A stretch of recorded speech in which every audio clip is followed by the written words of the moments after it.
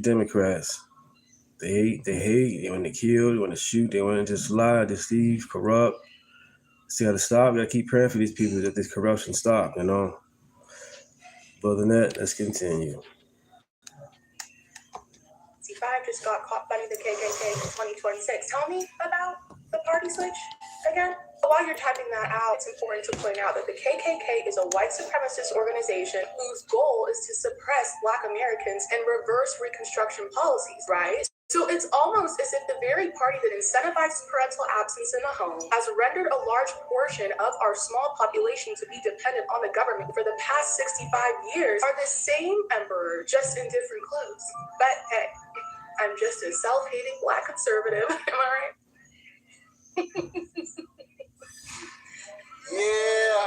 Yeah.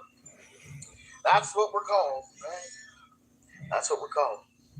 How are you Black and you think that way? How can you support that? You're Black. I'm happy to say, man, listen, there's a lot of Black people who are waking up. Coming from a group of individuals, and I was one of them myself, right? Who grow up and all we think is just vote Democrat. You just gotta support the Democrats. That's just the way it is. More and more Black folks are saying, nah, especially after this bombshell just dropped from the Southern Poverty Law Center. Democrats are in a little sticky situation. There's a lot of Black folks who are like, yep, we out of here. Case in point. Matter of fact, before we hop into it, make sure you smack that like button, first off. And if you're not subscribed, hit that subscribe button. And by the way, guys, if you don't see one of my... Good morning. I'm going to try this call-in thing today, see how it works out. If it don't, then it will. But let's see what happens. Videos pop up in your timeline. Just know I'm still uploading. I feel like YouTube kind of hates me. You know, like I've seen so many people say, man, I haven't seen one of your videos in so long. It's never come. I didn't know you were still uploading. I upload every single day.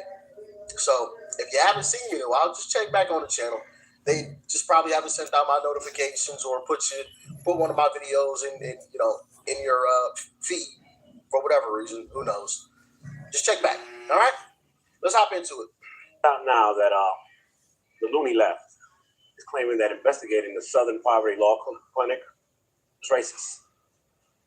Newsflash, Democrats. Y'all can't use that word no more. Okay? It's all out in the open now. All right? It was you guys who kept this race going on and on and on and on. And if anyone knows the history of your Democratic Party, it was you guys who started the KKK. We were fighting for a bunch of years, man, because I grew up in the 60s. I was born in the 60s. Up in the 70s and the 80s. And the race thing had died down for a while. And y'all brought it right back up. Because you have to keep everyone in fear, especially the Black community. And I'm hoping that the rest of you people wake up and start to see what the Democratic Party has been doing. They've got nothing left, man. They have been exposed on every turn. They don't want, the true fact of the matter is, man, you know what? We love each other. We love all of y'all. Right? They don't want us to love each other. Right, because at the end of the day, man, race, color, and skin don't mean you're either a good person or a piece of shit. End of story. But you Democrats have, you have exposed your hand this year alone in so many ways. I don't know how anyone can still say, I'm a Democrat today. I don't know. Black community, wake up, man. They have been using you for 60 plus years. How you doing, Ram? Good morning. Newsflash, when you wasn't looking, right, while they were sending y'all all to these Planned Parenthoods and all that other stuff and incarcerating your men at a higher rate than most, okay? The Latino community passed you. You're at 65 million to your 48 million. You're no longer a minority. You're the second minority. They don't need you anymore. But they've been race baiting you for the longest. Getting you to hate a bunch of people that never done anything to you, man. Make that make sense, man. Take a good look around and see what's going on in the direction this country is taking. They want to keep us divided. All right, we are stronger united. At this point right now, the Democratic Party should be abolished. They need to start a whole new party because this ain't it, man. You people expect to win midterms with all this shit that's been going on, man? Man, stop it, man. Yeah. Stop it. I've been saying the same thing. I don't see what some other folks are seeing in terms of these midterms. Now, obviously, we got some time, and I will be reporting on it as we get closer. But I just don't see how people could line up and vote for this Democrat Party. I don't see it. Is the Republican Party perfect? No, of course not.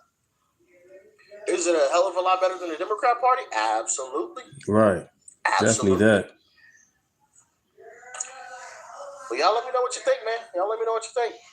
There's more. What's up, everybody? It's your boy, the original Cop Dad 2, Zeke Arkham, and the SPLC, the Southern Poverty Law Center, has been found on wiretaps, funneling money into hate groups, to KKK, Aryan Nation, all of them, the whole Charlottesville thing, all of them.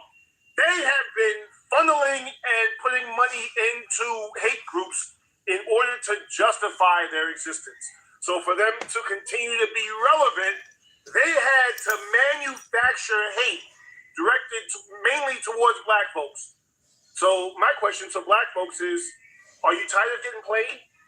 Are you finally tired of getting played? Because all of these leftist groups are playing you. All of them. BLM, chief amongst them, is playing you.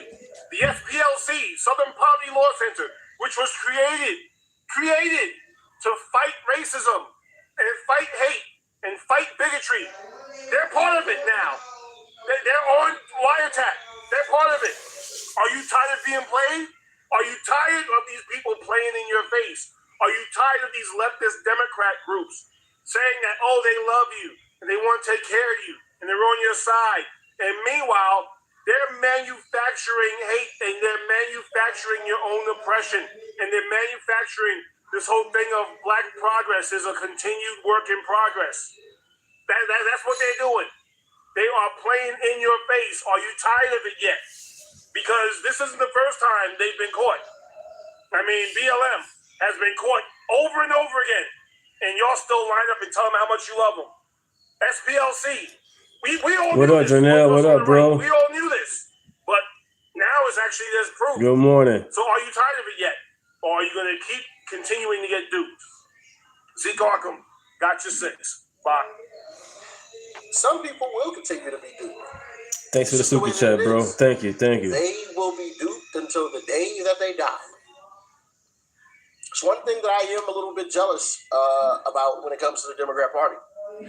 They're able to brainwash the crap out of people when their ideas don't stand up to scrutiny at all. Not even a little bit. That's why whenever there's any type of pushback against the Democrat Party, they always resort to, oh, wait, you're racist. That's what they always say. Time after time again. Oh, you're racist. Right? And if you're black, they'll say, well, you're the black face of white supremacy. What? What does that even mean? The black face of white supremacy. They just come up with whole new terms. Oh, man. It's funny, but it's also sad at the same time. Carry on.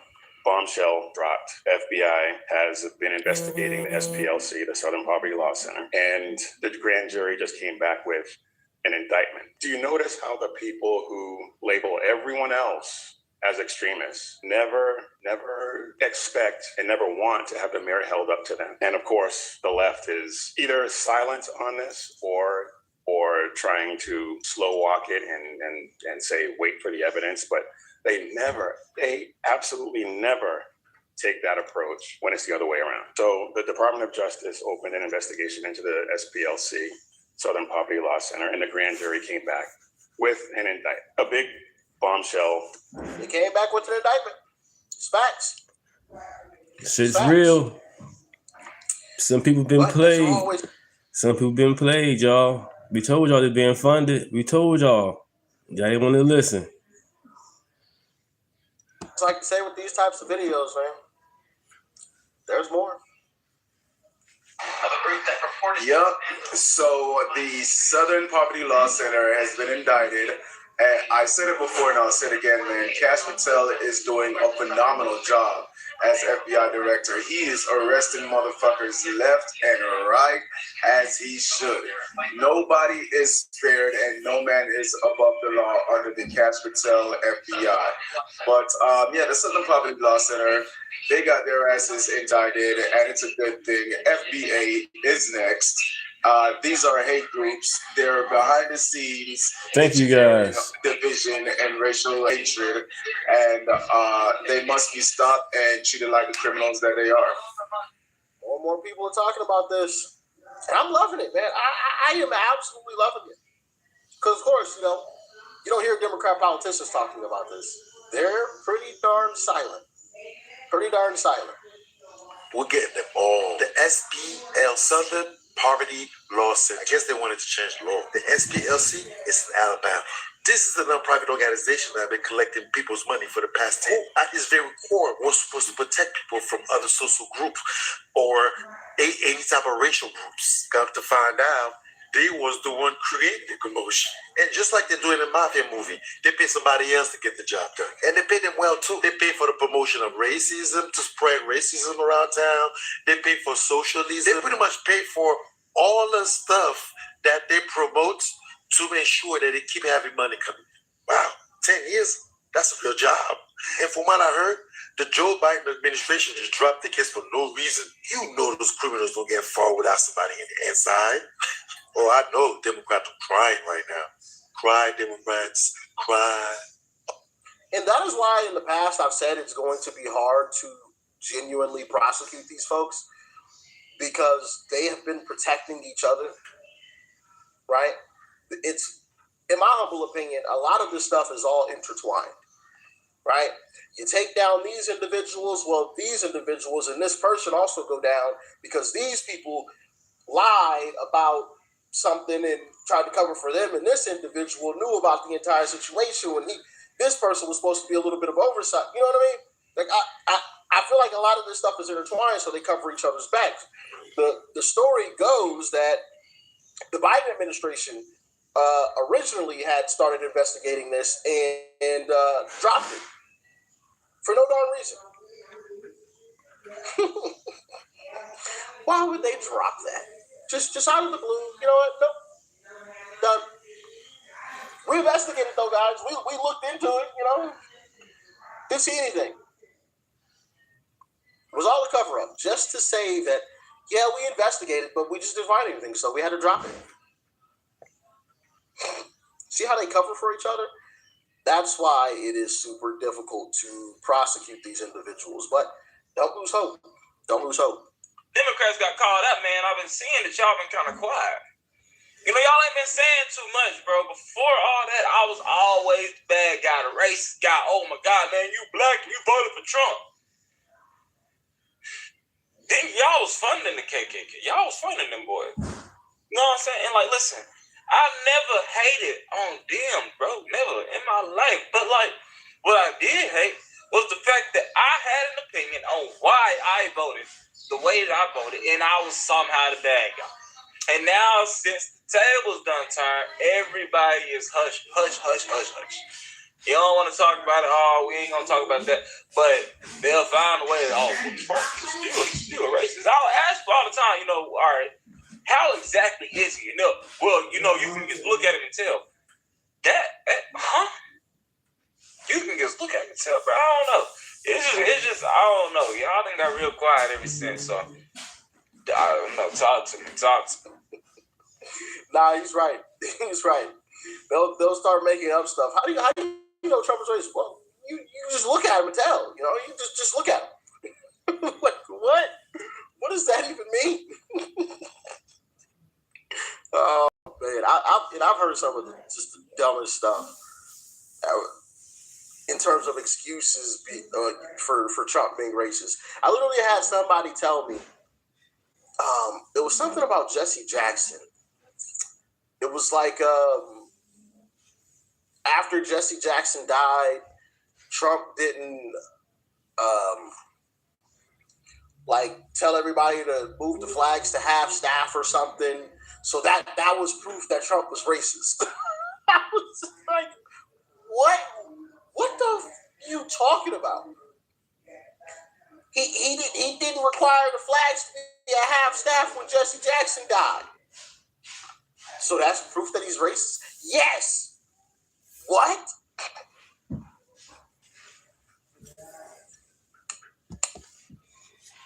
With this racist shit, man. Look, this is crazy. Hey yo, I owe the black community an apology, man. They finally, I don't know if y'all seen it, they showing the footage of Trump with this racist shit, man. Look, this is crazy. Look.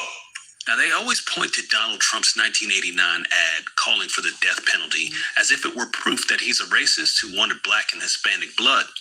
But that narrative falls apart when you look at Brooklyn. You see, what you might not know is that just 2 weeks and a day after the Central Park wilding spree, a black woman was raped in her building. Trump didn't take out an ad this time. He actually showed up.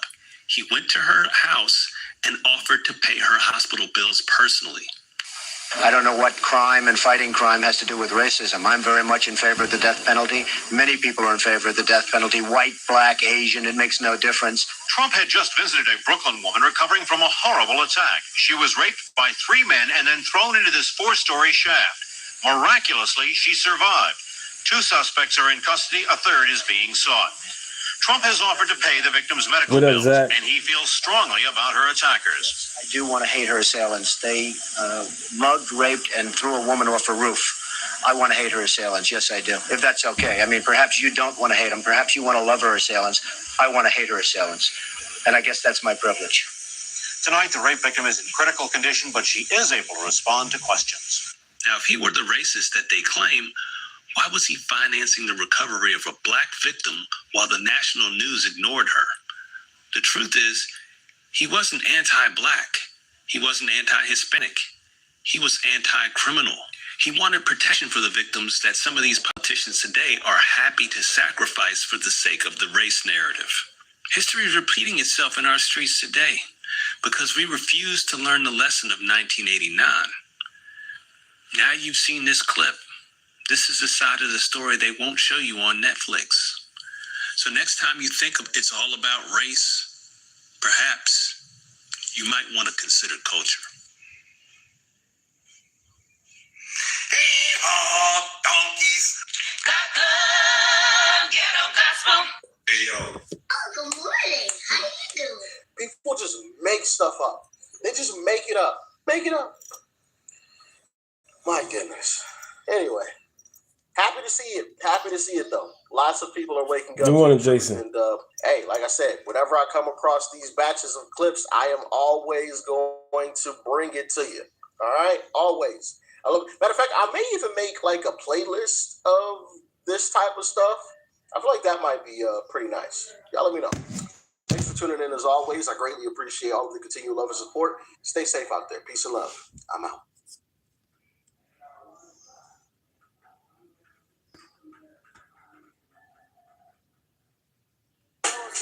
You are a one-of-one. My son's right there. I think it's kind of cool because we really want your money. It's not that much money for whose family. Roughly 10 minutes before the assault, it is the 3rd reported attempt on the president's life. After 224 assassination attempts in Pennsylvania and Florida, there were 2,600 attendees at this event. Everybody was there. And as they're going through this whole thing, Cole Allen checked into the Washington Hilton as a registered hotel guest the day before on Friday, April 24th. Good morning. And he wrote, which I'll read to you the manifesto here in a minute, Rob, if you want to pull it up. That's him. Allen was confronted by security near main metal detector screening area of Washington Hilton at 8:36 p.m. He ran past the security checkpoint and fired at least one shot. Yeah, that's crazy, Jason, man. Wolf Blitzer, who was... That shit crazy, man. They trying to get that. You know Trump doing something right now. They're trying to take him out again. You know what Trump doing right. Just outside the ballroom at the time, reported being only a few feet from the gunman when the shots were fired, a very serious weapon. Allen? All the violence is from the left. All the violence is from the left, literally. And they want to take away our gun rights, gun control. Y'all the ones with the guns. Y'all the ones shooting up the people. We want our guns against the government, so the government can't attack us. But y'all take the guns and attack us, the people. We the people. What happened to the compassion about love? Come on, y'all, man.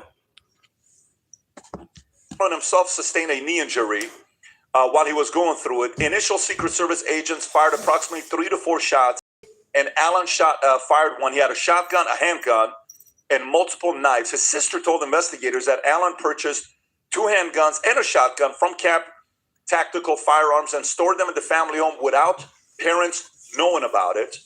And so his 31 years old, hometown Torrance, he went to Caltech University. If you know Caltech, that's not an easy school to get into. It's a very, very reputable school, Caltech.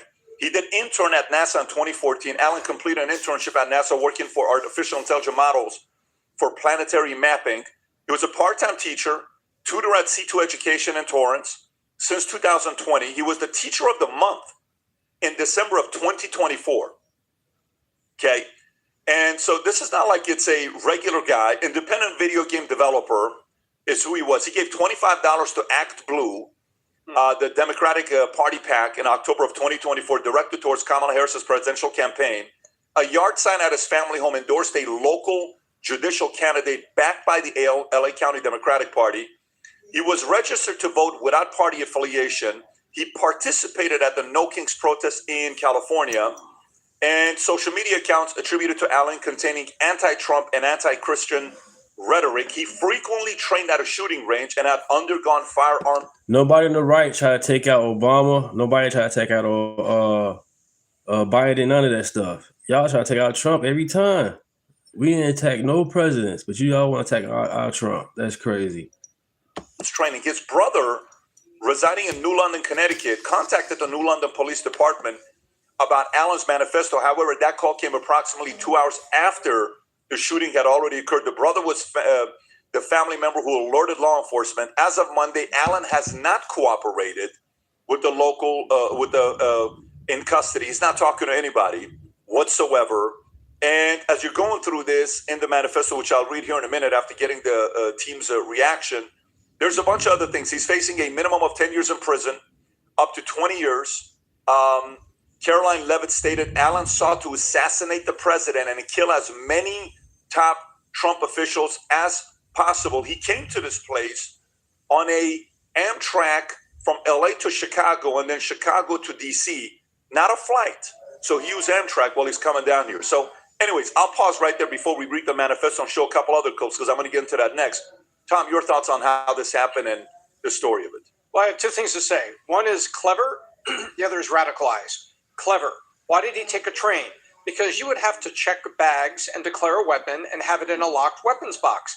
Vinny, you and I have traveled, with like a hunting gear, shotgun. You have to have it in a locked box. You check it in, you declare it, they inspect it, and then you get on the plane because obviously it's not in your carry-on. Well, he would have had to do that. So the reason he takes the train, in my opinion, in the opinion of people that have been analyzing this, he doesn't have to declare anything. He just hides it. He just puts it in his bag there, and he takes it in, takes the seat, and goes on the 72-hour train ride. And so, number one, he seems very clever. Number two, when you read the manifesto, he seems very clever. But I'm going to put all that aside, Pat. The word is radicalized. This is a guy who, by all accounts, is smart. You're not dumb to go into Caltech, and you're studying AI. You're working with NASA, and you're working with high-end things. And now you're a teacher. And the teachers in LA, whether you're in Manhattan Beach or Hermosa Beach or, LAUSD, which is LA Unified School District, largest school district in the United States, these are radicalized. Kim taught at LAUSD back in the day. They are absolutely radicalized. They are anti-conservative, anti-Christian, all of that. And so it appears what takes him from being at Caltech, Pat, to riding a train with a shotgun and to writing that manifesto, the answer is radicalized. Someplace the bit flipped and the guy was completely radicalized and decided he could do this. But you can see there's a rational side of thought. First, I want to apologize to my family, apologize to my friends. You're talking about the manifesto? The manifesto. It's well written. Well, let me read that. Let me read that first, and then, Vinny, I'm going to come to you next. That's what I think. Hello, everybody. So I may have given a lot of a surprise today. Let me start off by apologizing to everyone whom I trust. Rob, can you zoom in a little bit? I apologize to my parents for saying that I had an interview without specifying it was for Most Wanted. I apologize to my colleagues and students for saying I had a personal emergency. By the time anyone reads this, I probably most certainly do need to go to ER. but can hardly call that not a self-inflicted status. I apologize to all the people that I traveled next to, all the workers who handled my luggage, all the other non-targeted people at the hotel who I put in danger and simply by being near. I apologize to everyone who abused or murdered before this, to all those who suffered before I was able to attempt to do this, to all who may still suffer from this, regardless of my success or failure. I don't expect forgiveness, but if I could have seen any other way to get this close, I would have taken it. Again, my sincere apologies. On to why I did this. I'm a U.S. citizen. What my representative do reflects on me. I'm no longer willing to permit a pedophile, rapist, and a traitor to coat my hands with his crimes. Well, to be completely honest, I was no longer willing to a long time ago, but this is the first real opportunity we had to do something about it. Go to page 2, Rob, if you could. While I'm discussing this, I'll also go over my expected rules of engagement, probably in a terrible format, but I'm not military I am not military, so too bad. Administration officials, not including Mr. Patel, why he says that, it's interesting. Yes. Weird. They are targets, prioritized from the highest ranking to the lowest. Secret Service, they are targets only if necessary and to be incapacitated, non-lethally if possible, aka I hope they're wearing body armor because center mass with shotguns mess people up who aren't. Hotel security, not targets if at all possible, aka unless they shoot at me. Capitol Police, same as Hotel Police. National Guard, same as Hotel Police. Hotel employees, not targets at all. Guests, not targets at all. In order to minimize casualties, I will also be using buckshot rather than slugs, less penetration through walls. I would still go through most everyone here to get the targets if it were absolutely necessary. Zach, you know what I'm talking about. It's the truth. The left is way more radicalized than the right is. All the violence is mostly on the left. From the alphabet community to some goofy Karen or beta male, and definitely these liberal women, they all cause the violence. No king rallies. Stopping ICE from doing their jobs and they getting hurt for themselves.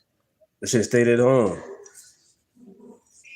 Shooting at Charlie Kirk, that's left. People shoot at the president, that's all left, Democrat. On the basis that most people chose to attend a speech by a pedophile, rapist, and traitor and are thus complicit, but I really hope it doesn't come to that.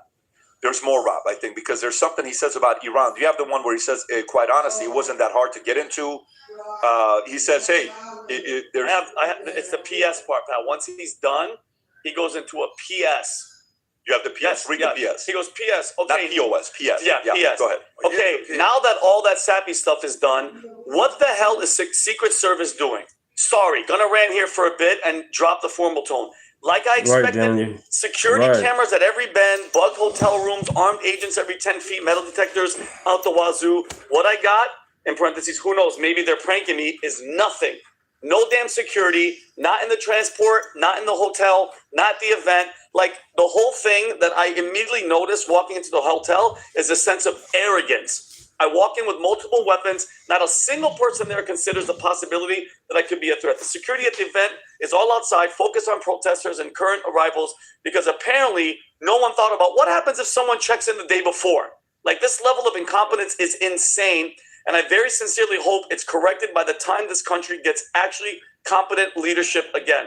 Like, if I was an Iranian agent instead of an American citizen, I could have brought a damn Madus. And Madus, for you guys that don't know, is where you have to sit down and it's one of those, that thing is, it's huge. He's saying I could have brought a Madus in here and no one would ever notice SHIT. Actually insane is what he says. So what do you think about the whole thing? Well, first, Pat, reading, like, it's freaking sad. Like, he was captured by the political propaganda, full stop.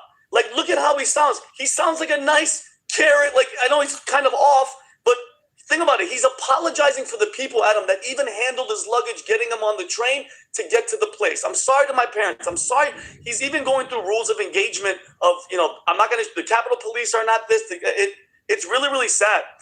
Pat, and the manifesto tells you that he was, radicalized. But you know what part stuck out to me? He checks into the hotel on Friday, cased the place. He's been at the No Kings rally. The messaging inside the rest of the manifesto was anti-Christian. And the fact that this is the scary part, and I'm going to get to the security right now. I'm going to have Rob play the video of J.D. Vance, the vice president, and the president. Pat, he was checked into the hotel since Friday. no security, no nothing. The arrogance part really stuck out for me.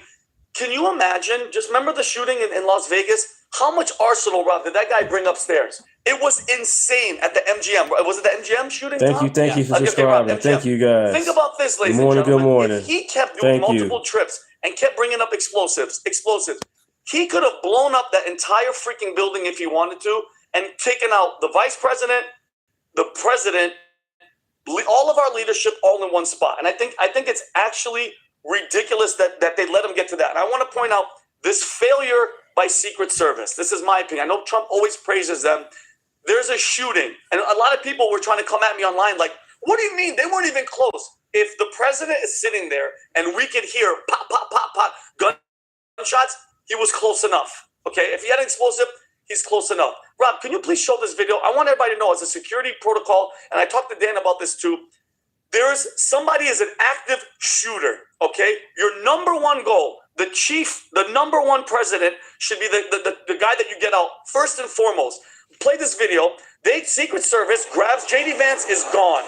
And watch this. He's off the stage. The president is sitting there. 3 1,000, 4 1,000, 5 1,000. Still staying on stage. Still the target. And now they just slowly get the president off stage. He was up there for like 30 seconds.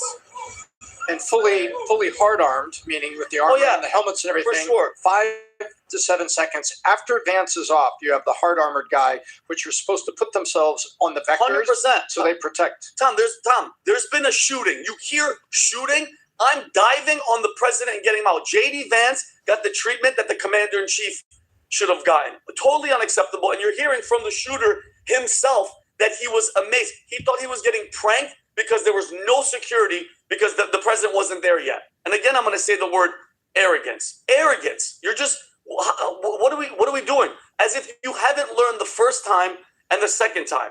And I'm not going down any rabbit hole or anything. There was one interesting, we'll get into Obama's statement at the end, but there was an interesting tweet. I sent to Rob this. The one thing that kind of made me bug out, I'm pretty sure you guys all saw it, there was a tweet by a guy named Henry Martinez in 2023, I believe, Pat. The only message this guy has ever put on his, look how many views it got, was Cole Allen. And that's his only tweet. And it's a frog in a tuxedo with a champagne glass. People have been going crazy dissecting it. It's so well, I don't know, Adam. In 2023, this guy, the one tweet he's ever go a little bit lower, Rob.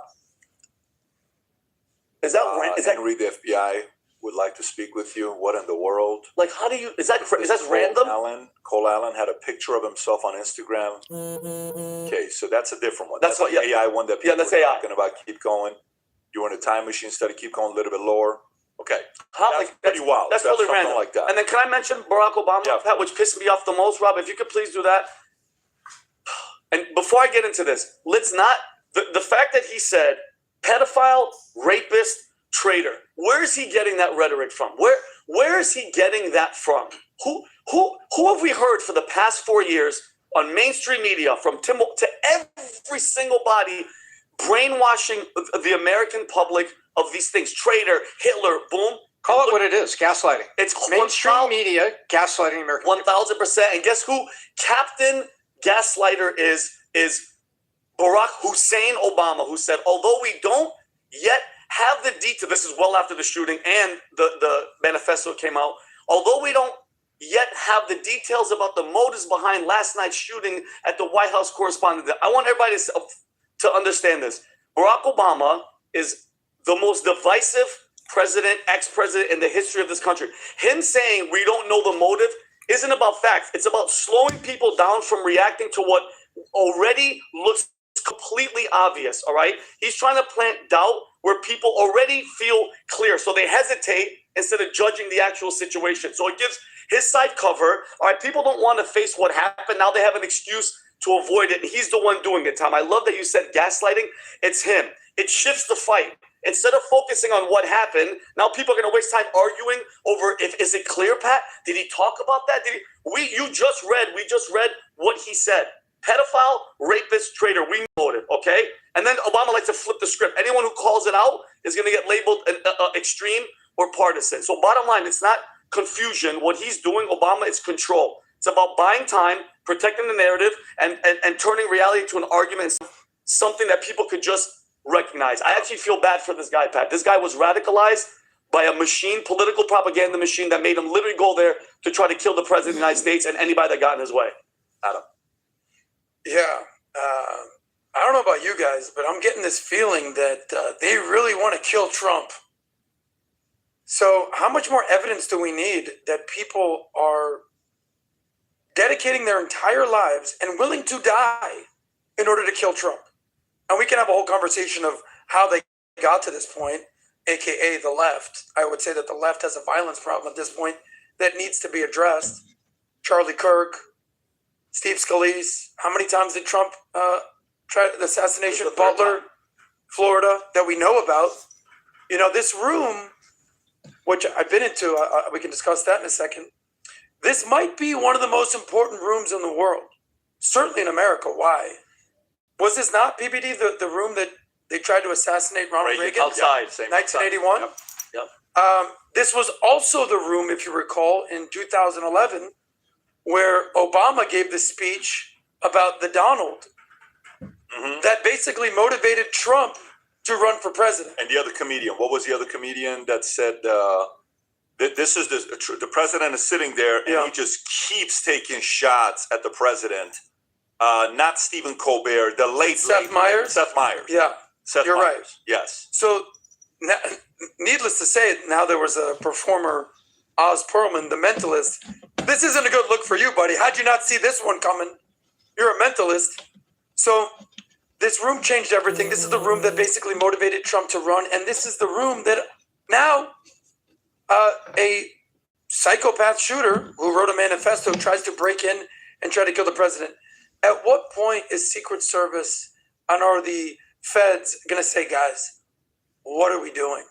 How does this continually keep happening? We need to clean this thing up.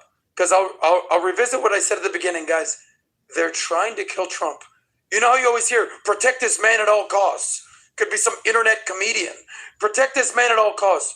Trump is the most important man in the world, the most consequential man in the world, making the world's most consequential decisions. This is the first White House Correspondents' Dinner that he shows up to as he's sitting president, and this is what happens. And by the way, whether it's balls or whether it's just lack of care, Trump wants to do the event again in the next 30 days. Let's make sure that our Secret Service and our security is up to par. Yeah. Can I also say one more story about the White House Correspondents' security? I went to this event in 2017. I told the story about where I met Eric Swalwell at the bar. Here's some pictures while I was there. So the funniest thing about this event and me getting in, you want to know what? I didn't have a ticket. I wasn't invited. One of these ladies here said, yeah, come, you can come, just join me here. I said, how do I get in? They go, we'll figure it out. I got in without a ticket. I got to the red carpet. But this is 2017, 3 years before we start the podcast. Look, I've been fortunate enough to go to the White House now multiple times, to Mar-a-Lago. We know that Trump Doral, we just did a massive event there, which they announced they're doing the G20 at. It's easier to get in the White House Correspondents' Dinner than it is to get to a sporting event or a concert. How's that possible? Reagan was shot there. This is continually a scene of the crime. So now, if you want to take out the president, you know, now this is probably the easiest room to get into. But you ready for this? Do better, please. Well, hold on. And then, Adam, crap hits the fan. The vice president is grabbed and thrown off the stage, and the president's still, they're all looking around with Captain Magic Boy. They're like, hey, what's happening? Yeah. Get the president off the stage. Well, Trump addressed this in his 60 Minutes interview. Did you hear that? Yep, yeah, but were you able to see that? But as a security protocol, there's no excuse. Yeah, so let's cover a couple of different things while this is going on. Tom, I think you've been dying to say something. No, I was saying we're being a little hard on the Secret Service. There's 4 layers of that I was reading about this weekend. The first is Vice President, each have their own detail. Clearly, the detail that's on JD that knows him and knows him, they reacted quickly, grabbed him by the shoulders, got him out of the chair and up. The president's detail apparently was slower. Then you have 2 Secret Service details. We went through it when we had Trump on the podcast. an incredible group of people that showed up. Remember this, Pat? And they do what's called the advance. And they sweep and they do all this advance work and everything. The question is, how do they advance? How does a guy get a gun into a hotel room at the very hotel? That's on the advance side. But then there's perimeter day of. And apparently that was a metal detector and that he ran through that perimeter check. Guys, can I just say something? Listen, there's two things. One, Secret Service, you can find a million ways to do your best to get better. But you're dealing with a client that's very public. You're dealing with a client that is not very, like if you look at JD's natural reaction was flight. Just play it. If you just look at it, like to him, he was alert. The president is having a conversation sitting with on the right here. Yeah, to the right. If you can just put the arrow on it, he's about to get up. You see how you back up like you want to get up, and then they got him. Let's go, and boom, he's out. Right. So the president, that guy's standing in front of him. He stood in front of him. He's still having the conversation, and they finally come up, and they're in the front. And then he leaves. He says, get down. He gets down, and then they get him out, right? And that lady in that dress that you saw, she's the president of the White House Correspondents Association. The Asian lady? The Asian lady is the Jank, I believe is her name. In the light color dress. In the light color dress. So she's the president. So if you go look up who is responsible for the White House Correspondents' Dinner, they asked Scott Besson. So Scott, how do you manage the finances for an event like this? He says, I don't. This is not something the White House does. It's not our job. Somebody else does it. So it's its own thing that the media runs. She is who was the previous president of the White House Correspondents Association? Oh. Can you type in the previous? His name was Eugene Daniels. Do you remember Eugene Daniels? You should know who Eugene Daniels is. This is Eugene Daniels. You've seen him on MSN many, many times. Are you serious? That was the previous president of the White House Correspondents. Right there. He served as the president of White House Correspondents Association. The new one, click on that, Rob. If you just click on White House Correspondents Association on his profile, it'll go to it. The new one is right there, Wijai Jank. This is her. And this is who was sitting to the left of the president, to his left, to our left, if you're looking at the stage. That's her. She is. So the security responsibility falls a little bit on the president who was putting this event together. 2, it falls on Secret Service protecting the president. 3, it falls on the hotel.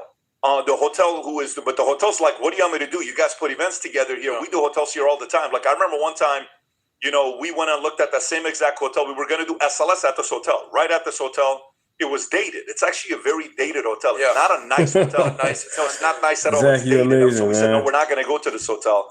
And at the end of the tour, they're like, by the way, this is where the president, Ronald Reagan, got shot. I'm like, that's awesome. Not a selling point, And right here, if you look. So, anyways, we looked at that as we're going through it. So to me, I think a few things that I liked. Let me tell you what I liked. And this is the stuff I am attracted to. 1, I love that the president was poised. I love that Stelter said when he was in there, the guy that came and checked on him was the president of FCC. Okay, is this it, Rob? Yep. This is what I love. Play this. Brendan Carr. Who checked on me inside the ballroom was Brendan Carr, who is the Trump FCC chairman. And some of you might know I've been rather critical of some of Carr's actions. This is what's beautiful. But we were talking a couple of times right afterward, and that's the point, Scott. Right? Is that this was for everybody in the room. Pause it right there. The president said everybody was getting along. He said the people that have said some foul things about me, we were talking. It was united. The energy was good. We were feeling good about it. Things were going great. So whoever was in there, it was like one of those things where, by the way, even the 60 Minutes lady that interviewed him, I watched the whole thing. I didn't watch the 13-minute clip that they put on, or I didn't watch a clip. I watched a 43-minute clip of the whole thing. And I have my own assessment. If you want to play the nasty clip that the president wasn't too happy about, I'll tell you how I felt the interview went. If you want to play this. Nora O'Donnell, I believe, right?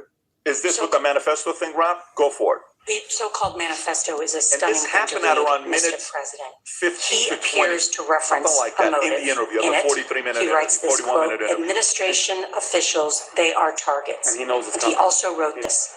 I am no longer willing to permit a pedophile, rapist, and traitor to coat my hands with his crimes. Look at how he looks right What's at the your reaction Well, to that? I was waiting for you to read that because I knew you would, because you're You're horrible people. Horrible people.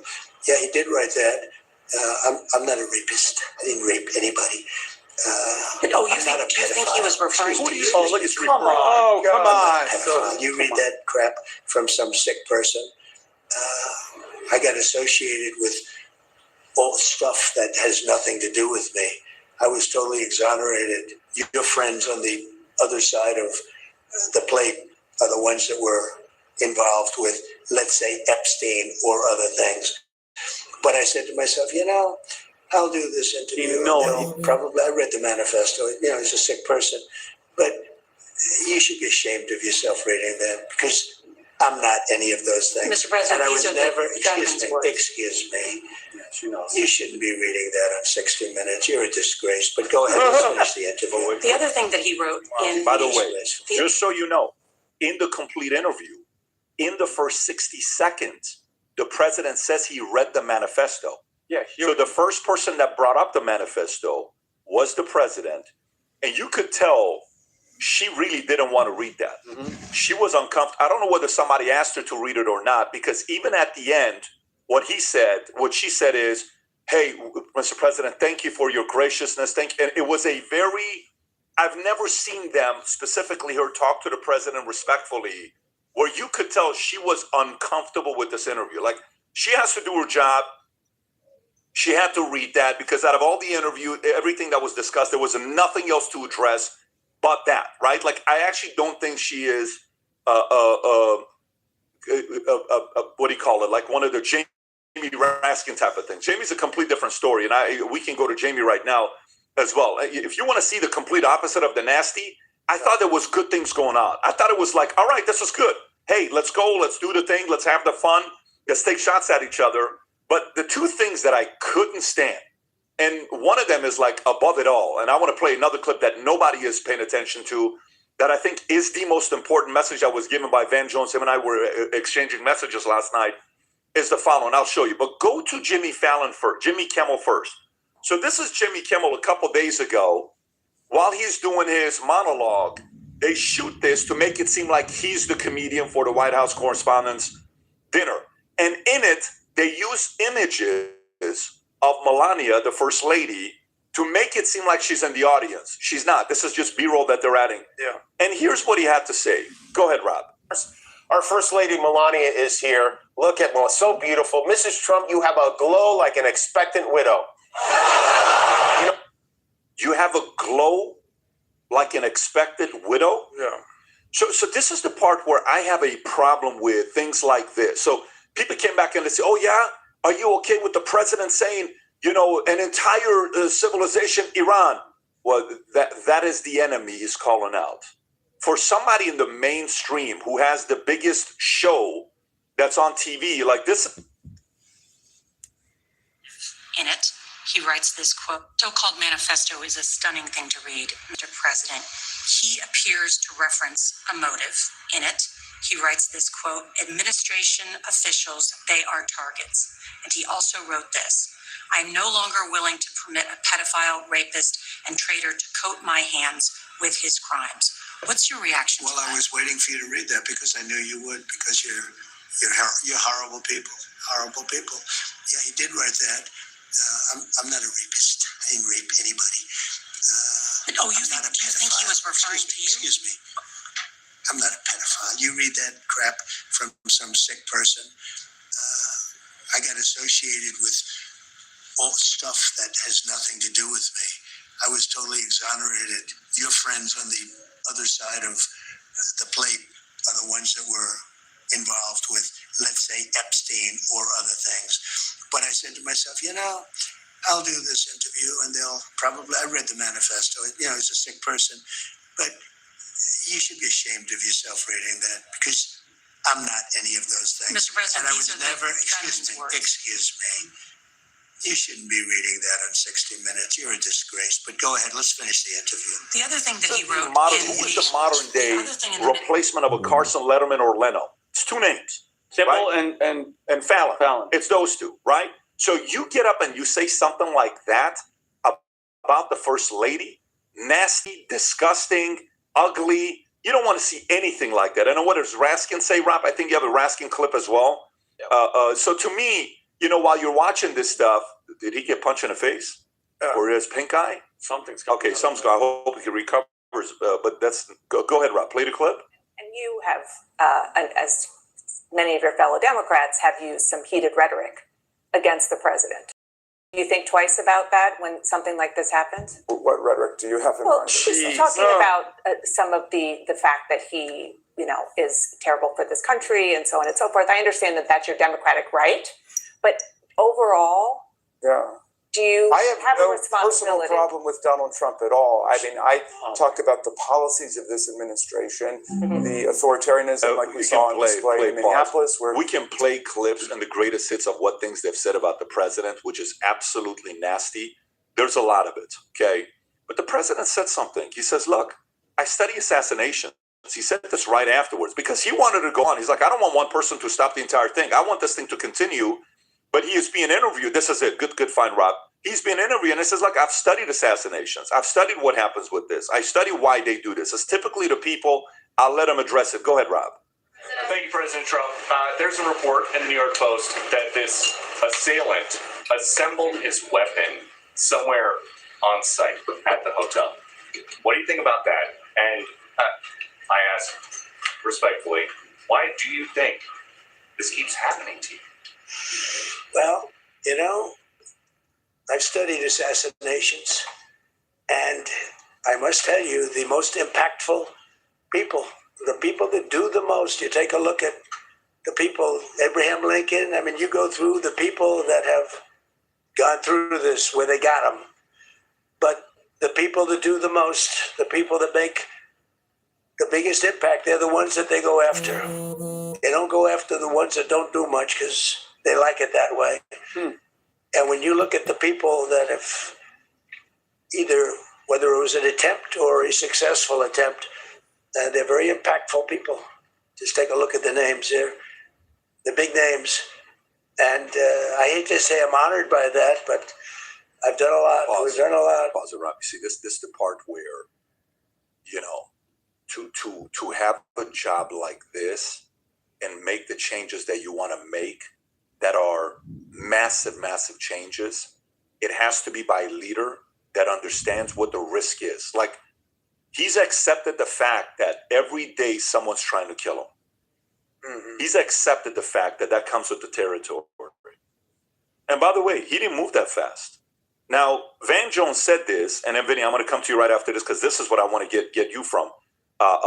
Van Jones said this, and he says this may be the biggest concern, and we're going to find out today because the shooter is alive. He's not dead. He's not talking. Which means he's making a comparison of, imagine the amount of people going, oh my God, man, she only killed the guy, the CEO, and he's alive. So what happens? People are outside celebrating and all this stuff. Get your cover shot on Rolling Stone. Van Jones took a very, very unique angle here. Go ahead, Rob. Starting to worry about something, though, which is that the shooter survived, which means on Monday he's going to court, which means there is a danger that people try to make him some sort of hero. Yeah. You watch what happened with Luigi, who shot a CEO to death and somehow became a hero. So they said tonight you saw the worst of America, you saw the best of America.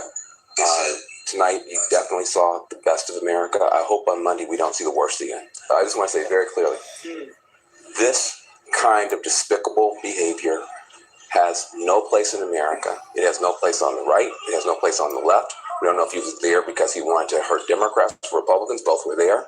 We don't know if he wanted to hurt journalists or politicians. Both were there. This kind of behavior has no place in America. And it is. Vinny, thoughts? It's kind of like, and I'm with you 1,000%. When there's a moment, Pat, where they're in there and Stelter, who I don't agree with at all, that I'm actually upset, but I'm happy that he was fired. Like these people created this monster, okay, and then they cry after about the monster that they created, okay. We want to heal, Pat. We want to be better. We want to be better as human beings. This is a Christian nation. We're trying to be positive, and that's a messed up thing to even say because it's happening probably right now. He's in court. It's what 10 o'clock in the morning. He's probably going to be in court in the next couple minutes, probably. But it's just a sad thing that the Brian Stelters, the Jamie Raskins, the MSNBC, from the Chris Cuomo's to every single body for the past 9 years that have been telling us every single day. It's not penetrating us, but a lot of Americans, Pat, that have this brainwashed Trump derangement syndrome where it's past just anger and yelling at your family members and I'm not going to go to Thanksgiving because, John is going to be there and he loves Trump.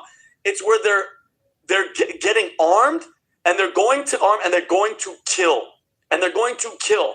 So I'm all for it. I love the positivity afterwards. Okay, love each other. But it's like you guys have created this monster. And guess what? How many other monsters are out there that we haven't even seen? You haven't seen anything yet. They're out there. And Trump's going to have to do, not only President Trump, when he gets out, his family's kids, Barron, everybody is going to have to deal with this forever. And it's because of them. It's because of CNN. It's because of MSNBC. What MS Now? You want to change your name like we forgot who you were? It's all these people. But I do think what he's saying is a valid point. They're going to have people falling in love with him. They're in love with this guy. Oh, he's a hero. And who is it going to be coming from? You think any Republicans are going to be over there patting him on the back? This is a left issue that needs to freaking change, Pat. And it's the accountability of saying, I hope you die. I hope you wake. I know I'm all for free speech. But when you call for somebody to die, somebody should go and kill the president. Those people should be like, you're inciting an assassination. You want somebody to go and kill somebody. Right. You mad because what we voted for. That's crazy. We voted for the president. Y'all voted for Biden. We didn't say get rid of Biden. We just knew Biden had dementia. We were trying to tell y'all that. The man he ain't up there in the head. He ain't up there. We trying to tell y'all. Y'all ain't want to listen. They're trying to kill him. No, we ain't on that. Got to pray for these lefties. Somebody. And it's ridiculous. I think it's ridiculous. Like and subscribe. Look, in their minds, Trump is the enemy. So, you said a second ago about, what Trump said about killing a civilization, which obviously was hyperbolic and not true, but they're the enemy. I truly believe that there's a massive faction on the left. It's a spiritual warfare going on right now that doesn't view China as the enemy, that doesn't view Russia as the enemy, or even Iran as the enemy. There's a singular enemy, and his name is Donald Trump. Imagine that. You're an American, you're a citizen of the country, and your number one enemy is Donald Trump. I don't think we can understate this even more. How do I have so much conviction? How do I know that this to be true? Because TDS is a real thing, and I had it. Have you ever had TDS? Never. Have you ever had that, Pat? You ever had that? For 4 years. Right, Angelo. They tried again, man. But the fourth time they didn't try it. This is just ridiculous, man. That's why I keep on saying it. That's how we know Trump doing something right. They know he's doing something right. During his first term, when I watched MSNBC and Morning Joe and CNN, I watched a whole onslaught of news. I was like, this guy's a Russian asset and he's trying to ruin the country and he can be bought and paid. All that.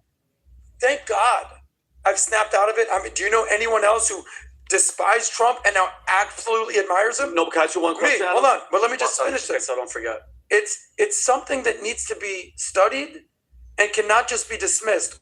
Why? These people view Trump as the enemy. And here's what happens. Let's use Jimmy Kimmel as an example. Not only is he condoning killing the president, making a joke out of it, saying, Melania, you have the glow of a beautiful widow, they're promoting it. They're putting it on TV saying, guys, they're inserting the laugh track and saying, this is hilarious, guys. And don't tell me that a large percentage of the country would not celebrate if Trump got shot. Because I'll give you Exhibit A, Charlie Kirk, while they're dancing on his grave. Or I'll give you Exhibit B, how many people, they wish that they got him in the ear. I wish they would have got him. So don't tell me there's a huge population in this country that wouldn't be gleeful if Trump got shot. Yeah. And that to me is disgusting. Can I ask him one question? And do you remember, and do this really fast, I know he wants Tom to say his piece. What's the moment? Do you remember the moment? Because you went from, I hate him, Russia, everything. What was the moment? Do you remember the moment where you went, oh my God, what the hell? Like there had to be a moment where you switched. What was it? Number one, I never hated Trump. I don't use that word. Pat knows. I don't like the things. But I think I think everybody had to wake up during COVID. Everybody. We had to realize. Yeah, you shouldn't be able to run past nobody, period. Do we need to get a jab? What's going on? Who do we trust? Too relaxed. Not trust? and then it all just unraveled. And then there was no singular moment. But if you just look at what was going on during the Biden It was too administration, relaxed. what did he do that you could say that's my guy? Vinny, I will tell you from the outside, okay? Because Adam's not the only guy. You know, he wants to think he's the only guy. Millions. On this podcast. On this podcast, fine. But millions. Rob was a guy. Mm-hmm. You know, and I just, Rob doesn't say it. Rob didn't come here be in full agreement with me politically. Are you kidding me? No. A lot of people, as you're going through it, you know, and by the way, I remember also there were some guys that had left him that had gone to DeSantis. They're like, DeSantis is the guy, which, by the way, the market's going to be very confused with me, because do not be surprised if in 2028 I'm, you know, a guy that wants to see DeSantis make the next move. And I got a couple guys. I actually think I just didn't want DeSantis in 24. But you know what it is? Here's a part that I want everybody to be thinking about. You know, my dad would say something. He says, Pat, when you were going through trouble and a lot of people had written you off and you would act like you were not listening to me, I knew you were listening. I knew you were still listening. And as a father, I would pray every night. How you doing, Barry? Thanks for stopping by the chat, Barry. Thanks for being in the chat, Barry. Appreciate it. My name is Deontay. And I knew what I wasn't going to do is Welcome stop to the talking chat. to you and stop giving you what I thought you needed to do. Like, Whether it share, was and life is subscribe. getting late. It's getting late. Do something with your life. Stop, because I was in a club 6 days a week. I was just partying and not doing anything useful with my life. It was just bodybuilding, girls, and, you know, partying, and that was it. I was like, hey, get your act together. And I'm like, Dad, I don't want to hear it. I don't want to hear it. No, you know, you can't tell me anything. And then all of a sudden it happens, right? So I don't think it's a one-day thing. I don't think it's a one-day thing. I think it is like gradually, eventually, it lands. By the way, this is good and bad. I mean, I have a question to ask you that's going to be a bigger question to ask that I want you, and I want the audience to process this. And I know what we're going to get already with this. I'm very comfortable. Like the other day, I've been trying to get all of these people that are making the claims, the biggest names, get the biggest names that are criticized to taking money from Qatar or Pakistan or China or Israel or anybody. I am willing to do a full-on audit on me and my wife's finances. I publicly called out the biggest players to get this out there. Call me. I called it out because what upsets me the most is the following. What upsets me the most is the following, is the fact that people who are not fully in it, they will, propaganda works, Vinny. It's a very beautiful thing. Nasty, but it works. And so to me, I got a question for the three of you guys. Say you have $1 billion to use for propaganda, okay? You have $1 billion to use for propaganda. And Vinny, I'm going to come to you first, then Tom, I'm going to come to you, and then I'll come to you as well. $1 billion of using propaganda. And by the way, Rob, run this poll. And Humberto, I want you to text me which one you're going to choose, okay? You have $1 billion to buy any one of these three communities. Which one do you buy? You ready? Go for it. Do you buy Congress, politicians? Do you buy podcasters, influencers? Subscribe, Okay? subscribe. Or do you buy the youth? Subscribe, subscribe. Rank it from 1, 2, 3. You have $1 billion. Which of those three do you want to buy? So Congress would be what? You're able to change policies to protect for your nation, to protect for you. The youth is long term, my God, right? And then you have what? The next one is what? Podcasters, influencers, streamers, right? My God, let me get the kids. Let me get the streamers. You have $1 billion. You're another country. Where do you put your money? Which of those three do you think is the most powerful place to put your money to brainwash, to get them to think the way you think, to control the minds? Where do you put your money? Rank it 1, 2, 3. Rob, have you already posted the poll? Yep. Okay, go ahead. $1 billion? You have $1 billion to buy of propaganda to push your agenda. Which of those? Number one would be the youth. I put the majority of my money into the youth to get them early, change the mindset. I see it with my own eyes, and it's insane because I see the machine speaking out of their mouth. It's that they're not coming up with these ideas on their own. Number one. Number two, podcasters. Every single day listening to these people, follow streamers like the amount of people, because nobody's following Congress. People are following podcasters. And once you have an audience that's watching millions and millions, and you have, 5 to 10 million subscribers, and they're listening every single day. And by the way, they're not fact checking you. You become their fact. It's whatever this person's saying. So I'd go number 1, youth, number 2, podcaster, number 3, Congress, because they're doing the laws, Pat, but they're not moving the lead needle. So for you, it's youth, podcasters, Congress. Tom. First, I'm going to go podcasters and media, because with podcasters and media, I pick the right podcasters. I get the youth. The youth is number 2, and number 3 is Congress. Because if I get the podcast and media, when I say Congress, I mean politicians. Then politicians is number 3. I get politicians. If I get number 1, all right. Podcast media now, and I'll tell you why. The late P.G. O'Rourke wrote a fantastic essay about 25 years ago, and it was called "The Three Branches of Government: Money, Television, and Bullshit." And that's, sorry to say that, but that's what he called it. And he pointed out that with the money, you now get everything you want on television. And with television, you then get the BS, which is the propaganda. Perfect. I think it was as real when he wrote it as it is today. Adam, that's my 3. Beautiful. I'll rank them 1, 2, 3. Number 1 would be youth. Number 2 would be the podcasters. And number 3 would be Congress. If I had to allocate $1 billion of resources, Congress would get 0. The podcasters, influencers would get $100 million. And I would pump $900 million and let me tell you something. into the youth, aka TikTok. Let me tell you something. So to me, you know who made a mistake? You know who made a mistake? Okay, so let's go to countries. Allies and enemies. Give me the most important countries that get alleged for buying influence.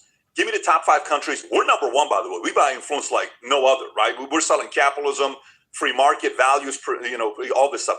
But give me countries, foreign countries that are trying to buy influence in America. Give me the top 5 countries. Israel's obviously going to be. Israel's on that list. Who else? No, China's my number 1. China's number 1, and it's Who not else? even close. What about but you said Israel, though. Watch what the market does. This is where I'm going with this. Yeah. So Israel, China, what other country? Saudi, what other country? Qatar? Qatar. What other country? Can we just put those? Because I don't even think Russia's doing a lot of this. But we can put Russia in here as well. Russia might not give us much money, but they're going to use propaganda. Now watch this, Rob. Pull up this chart. India is doing more than before you pull it up, can you tell me what country right now is putting the most money into our educational system right now? China. Pull it up, Rob. How much? Pull it up. China and Qatar. Pull it up. Number 1 is Qatar. Yep. In universities, 6.3 billion. And number 2 is China. Mm-hmm. Foreign funders of U.S. colleges and universities.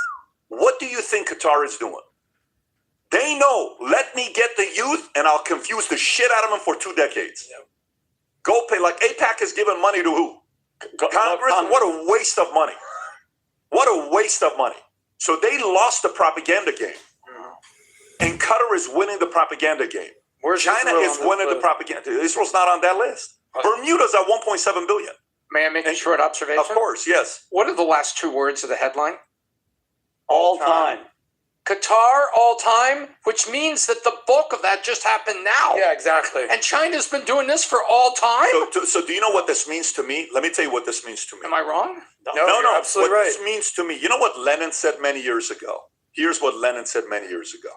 Lenin said this many years ago, okay? Many years ago. He says, give me control of a nation's music and I care not who makes the laws. Yeah. Give me control of a nation's music and I care not who makes its laws. What is he saying? Who listens to the music? The culture. The youth. The culture. Music come through you. So Qataris are sitting there saying, hey, let me go get the youth at these universities. Let me go win them over. Let's give $6.3 billion to the U.S. universities, and we'll get a hold of all these kids. And guess what these kids do? Who uses most social media, youth or older people? Youth. And what are they going to do on streamers, gaming, all that stuff? And then you see some of these guys right now are like, I hope their capitalist blood, don't say the name, the capitalist blood is all over the da-da-da-da-da. Yeah. And who's listening to them? Streamers. All the young. Of course. So the part you have to respect the enemy is good for, on the enemy side. Look what they did. They sat there in a meeting and they said, forget about the politicians. Those guys are idiots giving money to Congress. Mm-hmm. They don't do shit. Let's go buy the youth. money in the youth. Let's go get the universities. Qatar followed China's lead. And what happens now to these universities? Subscribe. If you guys haven't, subscribe. So you're on the university. And I'm Qatar. And I just gave you $150 million. What phone call are you picking up? Hey, what influence? Are you more loyal to America or the guy that's giving you $150 million? The guy that gave me $100. If I'm that guy, the guy that the money. That is the part. So when everybody's saying, oh, $7,000 or this or that or all that, even there was an influencer that said, look at all these MAGA influencers that they all retweeted immediately and said, this is why we need the ballroom. Which, by the way, I don't even care about the ballroom. Like, you do it or you don't do the ballroom. I don't even know what the budget for that is. Who cares? I never once have commented on it. It's not a top 50 issue for me when it comes down to the ballroom. You've never heard me talk about the ballroom. Although we're building an amphitheater ourselves here, we're building a kitchen, we're building a a meeting room, and we're building a facility, 10-story facility that's going to have a penthouse conference center. Why? Because we keep going to hotels. I want to do the meetings here. It's a lot easier, secure. We built the wall.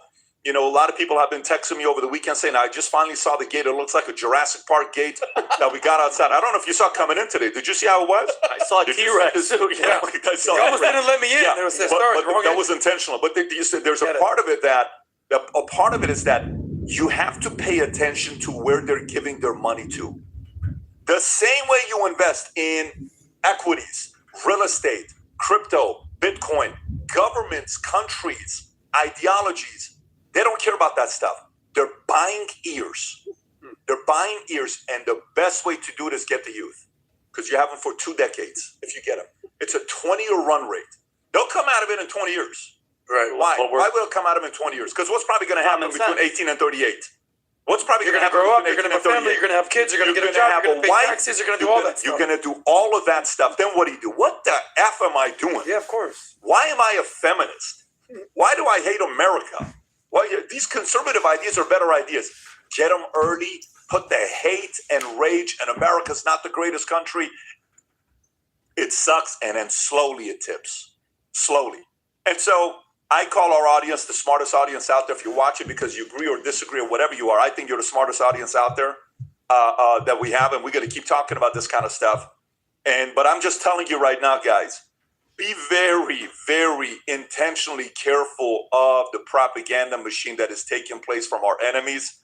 They want to see a massive division in America.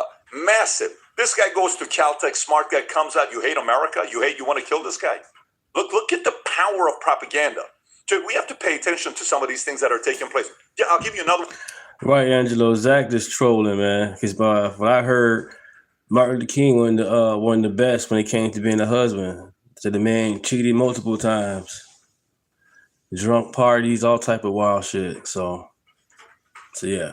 I want to go to, Rob, and Tom, I'm going to come to you with this one here, is think about Forbes magazine. Forbes magazine comes out and tweets this, okay? This is Forbes magazine's tweet. Can you zoom in a little bit to that, and then we'll go to my comments. Elon Musk is planet's richest person by far, worth $839 billion as a Forbes annual world's billionaire list. He ranks on the little fund, but he also ranks amongst the least philanthropic billionaires. Sure, Musk has transferred $8.5 billion of Tesla stock to his charitable foundation, but nearly all of it is still sitting there idle. Only an estimated $500 million, or 0.06% of his vast fortune, has ever been dispersed to those in need. His lack of giving raises a question. What would our billionaires' ranking look like if the most generous people had ever donated $1? To who? To who? Well, who do you want him to give it to? Can you go back one real quick on my message about Forbes? Who the hell approved a Chinese investor to buy 51% of Forbes? Why would Steve Forbes, Malcolm Forbes' son, sell 51% control to a Chinese investor since 24? Why would you do it? He sounds like a nice guy. He sounds like a noble guy. His father did amazing things. If you type in capitalist tool, this guy had a private jet, covers a capitalist tool. He had a yacht, capitalist tool. He had a helicopter. Guess what it said on it? Capitalist tool. Just type in images, Rob. If you go on images, you'll see all of this stuff that I'm talking about. That was his jet. What does it say at the end of it? Forbes, capitalist tool. Go to his helicopter. Go to the yacht if you can. This guy was selling capitalism, and Forbes today is selling socialism. Everything about this man turned 70 years old. You know what he did at 70 years old? 70 years old, he put on a party. He was best friends with, look at the helicopter. What does it say? Capitalist tool on his helicopter. Vinny puts a party on his 70th birthday party. Everybody who attends, you know what gift they got? Everybody got a Rolex as a gift for attending his birthday party. Wow. Okay. Elizabeth Taylor, him and her would always ride the Harley Davidson together. He had the biggest collection of Fabergé, you know, the Russian Fabergé. Nobody had more than he had. This guy was a billionaire. He would put lavish parties, celebrate capitalism, celebrate victory. Now the Socialist magazine, they have to change the name. Change the name to Johnson. Or change the name to, I don't know, Chang. Whatever you want to put it, but change the Forbes name of the magazine at least. Or they need a new buyer. By the way, remember that one guy, Tom, that the rumor had it, this guy bought Forbes for $800 million at a 75% part of the Forbes. That deal never went through. So the company that owns Forbes still today, do you know who Forbes announced as the International Woman of the Year, you know, in 2021? It put Hillary Clinton, Rob. Just type in Hillary Clinton. Okay. Can you imagine, you know, who they have to have there where the Lifetime Achievement Medal for Forbes International Women's Day goes to Hillary Clinton in 2022? Seriously? For what? What part of that is capitalism? Is that capital going to Haiti? Is that capitalism? What part of this is capitalism? And by the way, these people that are forcing charity on people, first of all, Tom, I'll come to you and I'll read what I have here from this book. Go ahead, Tom, your reaction to this. So my reaction to this is, you know, for them to say this, and the director of the FBI, J. Edgar Hoover, believed that King was growing up. Martin Luther King Jr. was presented as a walking god, a man who had no flaws, and a modern-day superhero. It wasn't up until recent years and thanks to the internet that a discussion started to circulate about his life outside of politics. According to records, MLK was a cheater and a womanizer. Yes, the records reveal that Martin Luther King was spreading his word in more than one way. But honestly, it doesn't bother me nor surprise me. For some, this piece of information about one of the most respected men in history could be hard to accept. And no, this isn't our way of starting mess, but more so our way to have real questions. In the midst and go out like this. First of all, I've read about... Well, there you go, Zach. Do your own research. You can look it up for yourself. About the one of the producers, not producers, but like the lead editors. And I'm not even giving the liberty and the recognition of saying his name. But he went to Columbia School of Journalism, and he's like, good one, Angelo. Right. Trump helped him out. Yep, he helped Jesse Jackson out twice, I believe, running for presidency. 28 years old, Pat. That's the guy that wrote that article about philanthropy. So, gee, what do you think his position is, right? That's a good point. What is his bias? And I'll also say this. When you mentioned something about Norah O'Donnell. You said maybe she didn't look like she wanted to ask the question. The key is every 2 weeks we're hearing about Barry Weiss, this person leaves or that person leaves. Barry Weiss apparently is trying to clean things up. At least that's what we hear from the outside, right? The producers are the ones. You know, it's people like Keith Sharman and Julie Morzgoff and Roxanne Feitel. Those are the producers at CBS, and the producer is in the earpiece asking her to say things. And those are the people to watch out for because they're driving the narrative. So I want to know who Forbes editors are. And guess what? To control a magazine, all you do is control the editors because the editors greenlight the stories. So greenlight the stories, all you need to do is have the guy that owns 51%, Pat. All you need is 4 editors, believe it or not.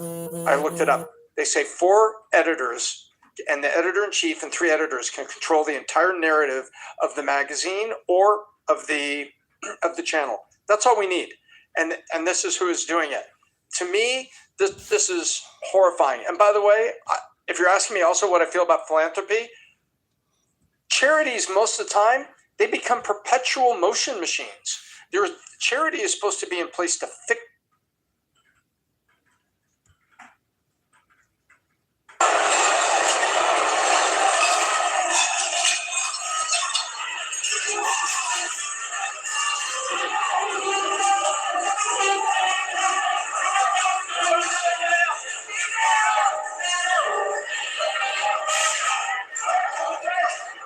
Again, it happened again. The left's infatuation with violence and assassination culture was yet again on full, shocking display for all the world to see this weekend. Gunshots ringing out just feet away from where President Trump and the First Lady sat, along with every member of the chain of command from the Vice President down. And the more we learn about the man behind the gun, the more disturbing this story gets. This was not random. This was not a loner who snapped. This was organized. This was deliberate. And it was soaked in years of carefully cultivated, media-fed, left-wing revolutionary rage. Make sure to stick with me to the very end of this video, because we're about to find out what was really behind this latest assassination attempt and what can finally be done to crush it once and for all. You're not going to want to miss this. Hey gang, it's me, Dr. Steve, your Patriot Professor, here to help you make sense of the madness. With breaking news and analysis you're not going to get anywhere else, so you know what to do. Make sure to smack that bell and subscribe button. Also, subscribe. For deeper access to me beyond YouTube, then join our Courageous Patriots Club for members-only content and exclusive updates. Scan the QR code or grab the link in the pinned comments. I look forward to seeing you there. So, as you all know, this weekend we witnessed another assassination attempt on President Trump's life, the White House Correspondents' Dinner at the Washington Hilton in D.C. The suspected shooter has been identified as Cole Thomas Allen from California. He reportedly checked into the Washington Hilton as a guest the day before the event. Astonishingly, nobody checked his luggage when he checked in on Friday afternoon, even though the hotel knew that the President of the United States would be there the next day. Nevertheless, Allen assembled his weapons in his room before making his move. He had a 12-gauge shotgun, a semi-automatic handgun, and multiple knives. Allen then burst out of the stairwell or side corridor, sprinted down a hallway toward the security perimeter, separating the public areas from the ballroom, and he opened fire on the Secret Service agents standing between him and the president, wounding one agent who was saved only by his bulletproof vest. Trump, Melania, JD, the entire cabinet, they were all evacuated from the ballroom just in time while Allen was tackled and taken into custody on the scene. Now, unfortunately, as I'm sure you've surmised once again, we are once again getting very concerning reports about the state of security surrounding President Trump. It's just absolutely inexcusable. Fox News reporter Bill Melugin was at the Washington Hilton Saturday night, and what he witnessed about the security setup should make every American's blood boil. Melugin described his experience walking to the hotel step by step. Outside on the street, a man in a suit glanced at his ticket and just waved him right in. No ID check, no name verification against any list, no pat down, no metal detector. He said he could have flashed a ticket from a prior year or a fake one and still walked right in. And then from there, he walked directly into the hotel with zero further security screening, past packed pre-party ballrooms, past hundreds of attendees, past multiple rooms where a person with explosives in their shoes or jacket would have had absolutely no problem getting in. Only when attendees reached the entrance to the main ballroom itself, the room where Trump and the entire line of succession were seated, only then did any serious security appear. Magnetometers, empty your pockets, pat downs, but that's it. One single checkpoint right outside the dinner room. So two things are true here. The Secret Service responded absolutely heroically once the threat was identified.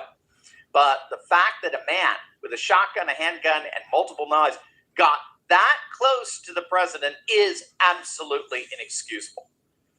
This is inexcusable, systematic security failure. And heads absolutely need to roll. Now, what we're learning about Cole Allen is, frankly, even more concerning. So on paper, he's about as clean as it gets. He's a 31-year-old Caltech-educated mechanical engineer. He's a computer science master's student. He's a developer of indie video games on Stream, and he was even awarded Teacher of the Month at C2 Education, a national tutoring chain where he worked one-on-one with children and teenagers. That's the guy who strapped on a shotgun, a handgun, and multiple knives and opened fire on Secret Service agents. No criminal record, no prior flags. Just a quiet guy on the block who rode a blue scooter and lived with his parents' house in Torrance, California. So what on earth happened? This is where the story gets chilling. Alan's sister, who lives in Rockville, Maryland, told investigators that Alan had a history of making radical statements, politically radical statements, and that he had mentioned that he was going to, quote, do something about the world's problems very soon. And he even admitted to his sister that he had purchased weapons, legally purchased weapons, stored at their parents' home without their knowledge. He then traveled cross-country by way of Amtrak from California to Chicago, then from Chicago to D.C. with those weapons. Now, we're going to have to find out how he was able to actually pass any kind of security screening and so forth with. And they crying about Kyle Rittenhouse with a gun. We're getting a first. This man crossed multiple states. Radical statements. This guy crossed multiple states. This guy, wow. That's about Kyle Rittenhouse. Amazing. That his sister alluded to. We've got what investigators are calling his manifesto, where Cole signs off as Cole Friendly Federal Assassin Allen. He laid out a ranked hit list of Trump administration officials by priority. He cold-bloodedly warned that Secret Service agents might be shot in the process, writing, quote, I hope they're wearing body armor because center mass with shotguns messes up people who aren't. But here's what the legacy media won't tell you. Allen actually weaponized Christianity to justify this assassination attempt. He anticipated the biblical objection of turn the other cheek, and he rebutted it in writing, arguing that failing to act against Trump was complicity in the oppressor's crimes. That's cultural Marxist language. It's his own version of silence is compliance. He countered yield unto Caesar by claiming Trump's alleged law-breaking avoided any biblical duty to submit to authority. And on social media, he labeled Trump supporters worshipers of the Antichrist, and he mocked Vice President J.D. Vance's Catholic faith. So once again, we have to ask this question. What happened to this guy? How did he suddenly turn into this cultural Marxist lunatic who believes that violence against oppressors is not only justified, but morally obligatory? What turned a seemingly ordinary man into a stark, raving lunatic? I think you know the answer. But first, did you know that U.S. life expectancy peaked at 78 years back in... Do you think Donald Trump is a fascist? Yes, I do. This is what kicking the shit out of fascism looks like. Try to prevent the spread of the lawlessness and the fascist chaos that's been unleashed against us. So when we say Donald Trump is a fascist, fascism, a huge component of fascism is uniting racism, bigotry, a form of racist nationalism. We are now living in a fascist dictatorship. We are worried about potential rise of fascism in this country. We're worried about our democracy falling to an authoritarian and potentially fascist form of government. Not only to roll over to Donald Trump's will, but to roll over our democracy and allow him to take over this country as a fascist dictator.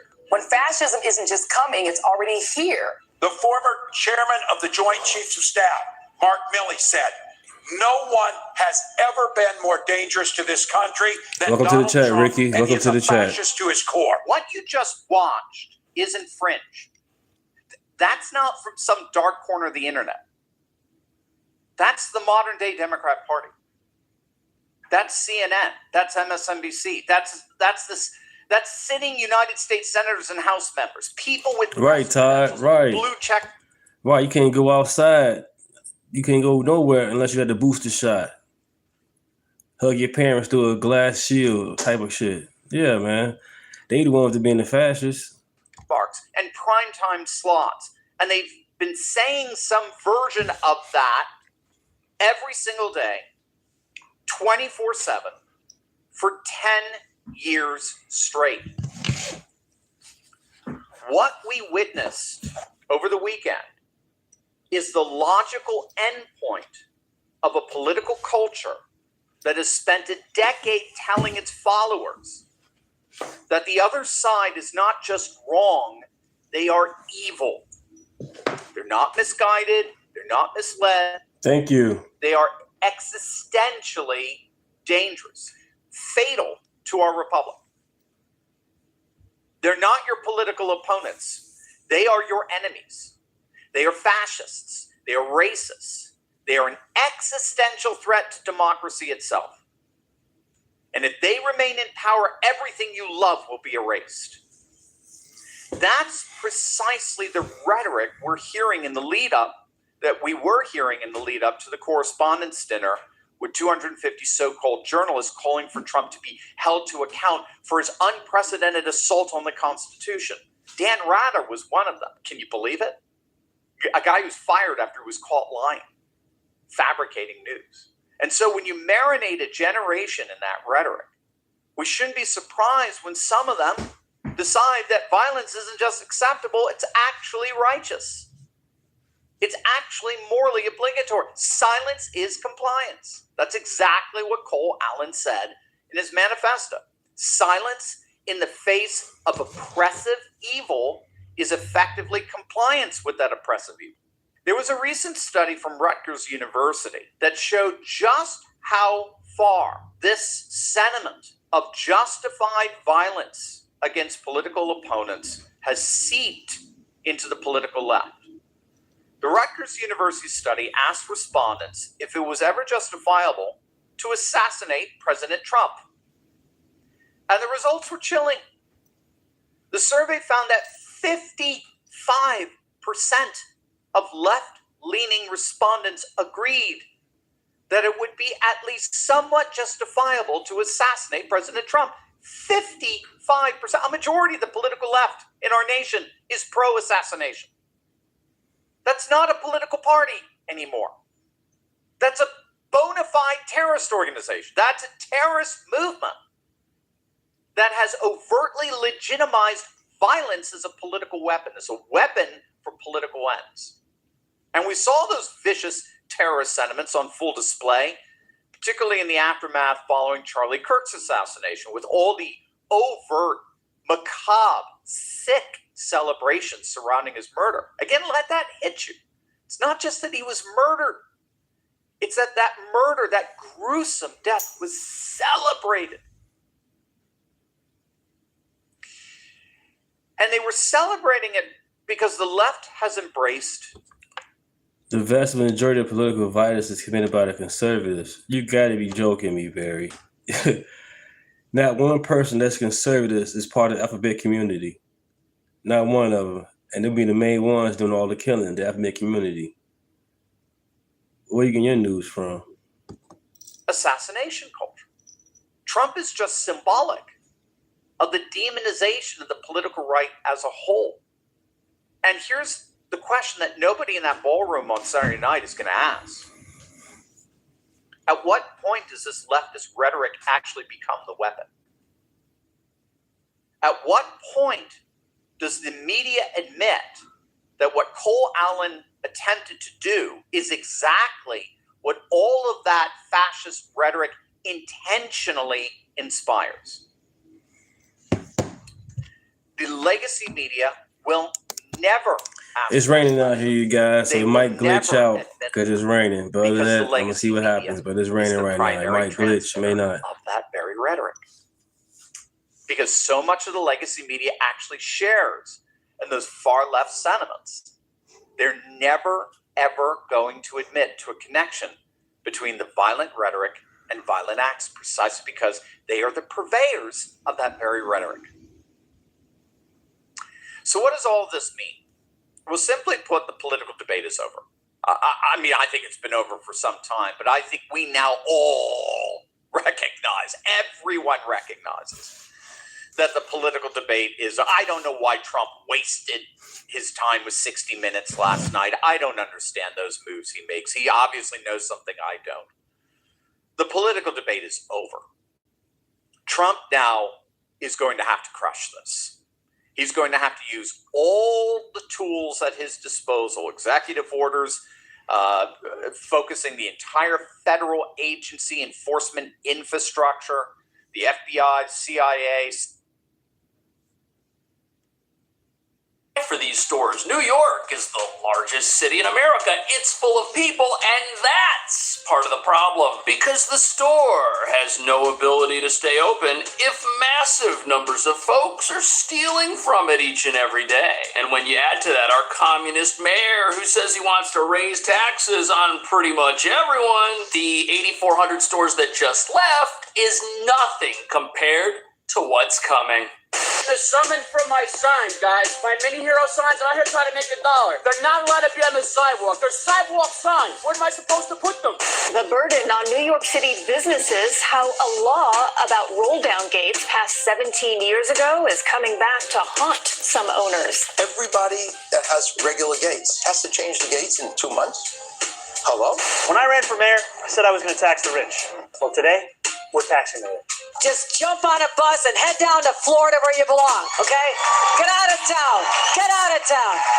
I need people who are high net worth to support the generous social programs that we want to have in our state.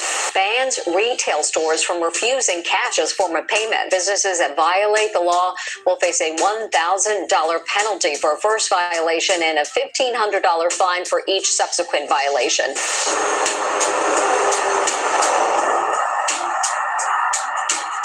If all that wasn't bad enough, don't forget we got the congestion tolls, the driving taxes. Yeah, those are bad too. And the reason nobody running this place wants to help any of these businesses is because, like all communist regimes, the one we've elected sees them as the enemy. And it sees criminals as their victims. After all, if the prices at CVS weren't so high, nobody would steal from CVS, is what they tell us. Ditto the grocery store, where you'll find $10 milk and $10 ice cream. And since it's a crime to sell things for that much, it would be wrong to lock people up who steal that stuff, even if their ultimate goal is to sell what they steal illegally on a street corner somewhere, a practice which has now been decriminalized. And this is a problem nobody wants to bring up, because if we're going to decriminalize stealing and we're going to decriminalize selling stolen stuff, people are going to take everything from these stores, because any thug in town can now open their own storefront tomorrow without paying rent, which is something legitimate businesses have to pay, giving them an unfair advantage, and without having to pay any money to get their inventory, which comes from the legitimate businesses who pay once when they buy it and then pay again when they have to sell what's left over to make up the difference, while watching criminals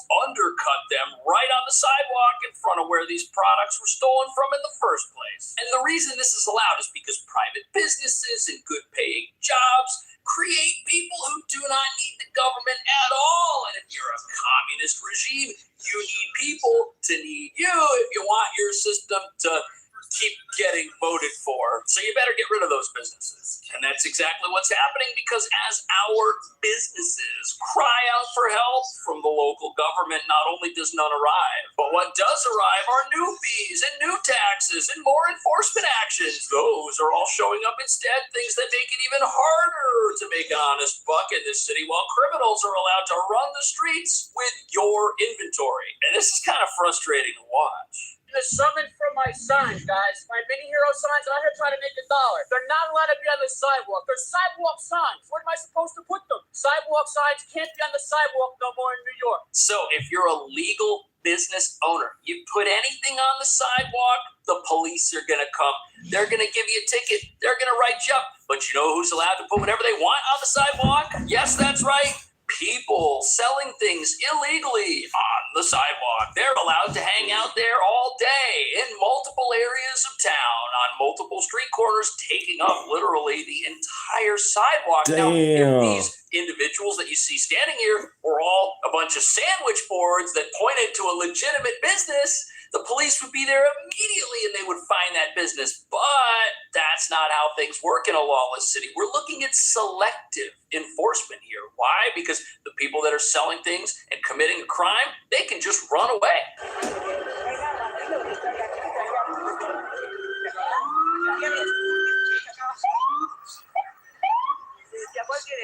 And now you can't give them a fine. And even if you give them a fine, they're not going to pay it. But that business, that sandwich shop, oh, they're going to pay. They're not going anywhere. And that's why they're getting hammered. The law-abiding are the only targets in this new system of not justice that we got going on here. And it's putting them out of business. New York state law that went into effect on Saturday bans retail stores from refusing cash as form of payment. Businesses that violate the law will face a $1,000 penalty for a first violation and a $1,500 fine for each subsequent violation. Right. So if you got a business in a high crime area and there are no police around to help you and you want to refuse cash payments, you can't do that anymore. It's illegal, which means every criminal in town now knows that if they enter a business, there's going to be some money in that business because it's against the law for there not to be money in that business. And guess who's going to come and find out if there's money in your business? It's going to be the sandwich board police. They're going to show up. They're going to make sure you got to register. They will fine you too. But that makes these places sitting ducks for criminals who are looking for cash registers and want to steal stuff and run away. And why isn't that guy in jail? Why is he allowed to do that? Well, because again, selective enforcement. The business has to have the money there or they get in trouble. And then the criminal steals it and the business, it hits the cost of doing business. That's what these people are told. But things get worse. Watch this. 5, the burden on New York City businesses, how a law about roll-down gates passed 17 years ago is coming back to haunt some owners. Good evening, I'm Christine Johnson. 17 years ago. Enforcement will soon begin on an obscure law passed in 2009 requiring a majority of businesses to replace those roll-down gates. This is so stupid. This law is so old. It's never been enforced. Why do we have this on the books? How is it helping our city to pass laws that don't take effect for almost 20 years? And the worst part about this is the cost to do the thing that the law requires is extremely high and is going to mean that some companies, they don't replace their gates. They just shut down. Opened in 1992 and later expanded to house his insurance brokerage next door. That's also when he last replaced his metal roll-down gate. Everybody that has regular gates has to change the gates in 2 months. Hello? Starting July 1st, most gates like this will be out of compliance with city law. 5, 6 gates. It's got to cost me minimum $10,000. $10,000 to stay in business and avoid the sandwich board police. And you know something? The sandwich board police, it's going to be real easy for them to give out fines to these businesses because while the business is open, you can't see the gate because it's rolled up. But guess what?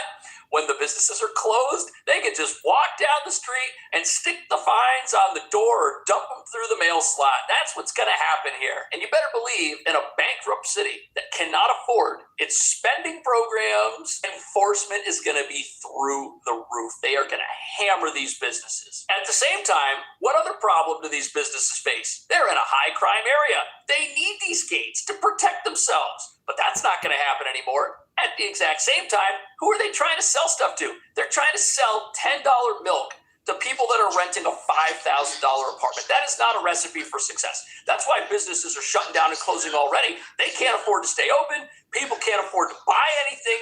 And now the margins are going to get squeezed even tighter because we got some new laws that they have to comply with. Talking about Local Law 75, passed in 2009, which requires most roll-down security gates to be at least 70% transparent. Oh, great. This would likely comply. Randy Pierce, president of the Brooklyn Chamber of Commerce, says it was an aesthetic and anti-graffiti measure.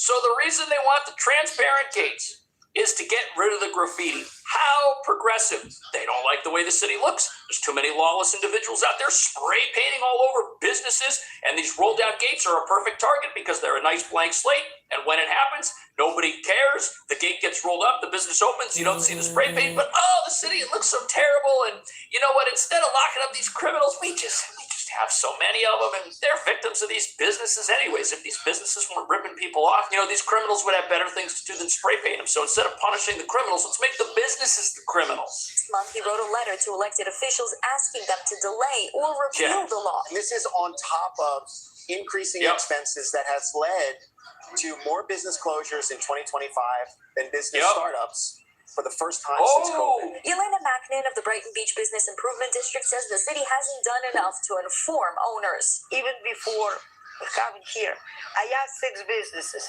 have you ever seen any fire? Yeah. No. Estimating only 12 to 15% of businesses in the area are compliant. Okay. That statistic right there, that's why there's going to be rampant enforcement. This means when they send the sandwich board police out there to start writing tickets, they're going to be able to write tickets at least 85% of the time. This is the same thing as taxing the rich because you're taxing the business owner. You're going after everybody who's accomplished everything in this city, just trying to get as much money as you can from them to spend it on who knows what. And you know something? The goal of this regime that we're living under, and all of the regimes that grease the skids for Mayor Mamdani, it's not their goal to help your business. It's their goal to punish it. That's why they're not out there telling people that these fines are coming. They want to write the fines. They want to issue as many of these as they can before people fix their gates, if they're even able to. But remember the crime problems we've got here that are also shutting these places down? Well, it turns out that the gates we have now, the ones that you can't see through at all and might be great for graffiti, well, they do something their transparent replacements can't do. So 15% of businesses in the area are compliant. There are so many businesses closing their doors because constant competition with online shopping. Eric Piker owns Eric's Health Food Shop, which has the proper gates, but worries about broken windows. I'm afraid for my glass, actually, so I'm afraid that somebody's going to just poke something into it. Okay, so the gate behind this gentleman right here, you can't shove an object through that and break the glass and possibly break into the store. But with a transparent gate where you can see right in, some of these gates, you can even get your hand in there. You could possibly jimmy the lock or do something else to harm the business, damage property. It's just a bad idea. This is a solution that doesn't need to exist because criminals are going to mess these places up. Criminals are going to deface them, and trash and debris from the street also are going to flow through these transparent gates. And that's just going to leave more of a mess for the business owners to clean up, which they'll then have to pay fines for if they don't. What a great system.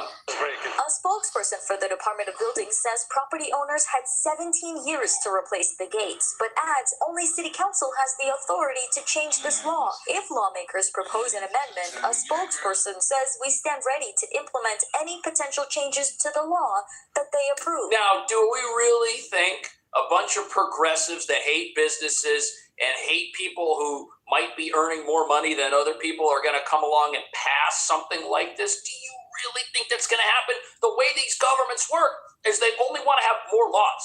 They don't repeal anything. They just stack on top of it. Nothing gets cut back. This doesn't happen. These are the same people that passed the law requiring businesses in high crime areas to accept cash no matter what, or they're going to get fined too. Meanwhile, it's the criminals who break all the laws and get off scot-free. If you don't want to have a business and pay rent, no big deal. Sell stuff on the street, and your rent can be the occasional fine you get from the city if they're even able to apprehend you before you run away. Really, what every business owner is going to have to do is sell stuff on the street, because it doesn't make sense to have a storefront anymore. It costs too much money to keep it open. You got to pay all this rent. You got to pay all these expenses. You can get fined constantly. Meanwhile, there are some ridiculous ideas floating around out there that might help businesses in the minds of people who don't understand how the economy here works. They're all getting priced out. So what's Albany's thoughts or potential solution on this? According to Gothamist and City and State New York, 2 state lawmakers just introduced the Small Business Rent Stabilization Act. Sounds great, I guess, on paper, right? They cap how much landlords can raise rent on small businesses, and they guarantee 10-year lease renewals and, protect the little guy. But we're forgetting that we're trying this on the residential side, and it's destroying small property owners because costs go up every single year. Right. So there's a law on the table that might freeze rents, not just for apartments, but also for businesses. And that immediately would give a reprieve to some little corner store that's getting hit with a rent increase. But why is there a rent increase? Well, we've got all these fees, we got all this crime, we got all these taxes, utility costs are going up. If you freeze the rents for these businesses, eventually the owners, they're not going to be making any money from the apartments upstairs because the rents on those are all frozen. And now the storefront, which was the cash cow, which was bringing in most of the rent for the building, now that's frozen too. They're just going to walk away. There's not going to be a building for you to have a store if this type of law goes through. And they wonder why people are leaving the city. They wonder why it's happening. At population decline, 2025, we saw a small population decline after 2 years of major growth. Can you kind of give us a top level look at what are the major factors driving that and what does that mean for the city? But the reality is we are in fierce competition for both residents and for businesses with other places that people can choose to be. And as you said, our population after increasing declined in 2025, just 12,000 people. But it's a combination of two things. Federal policies that squashed international immigration, which is usually the generator of growth in New York City. Wow. Okay.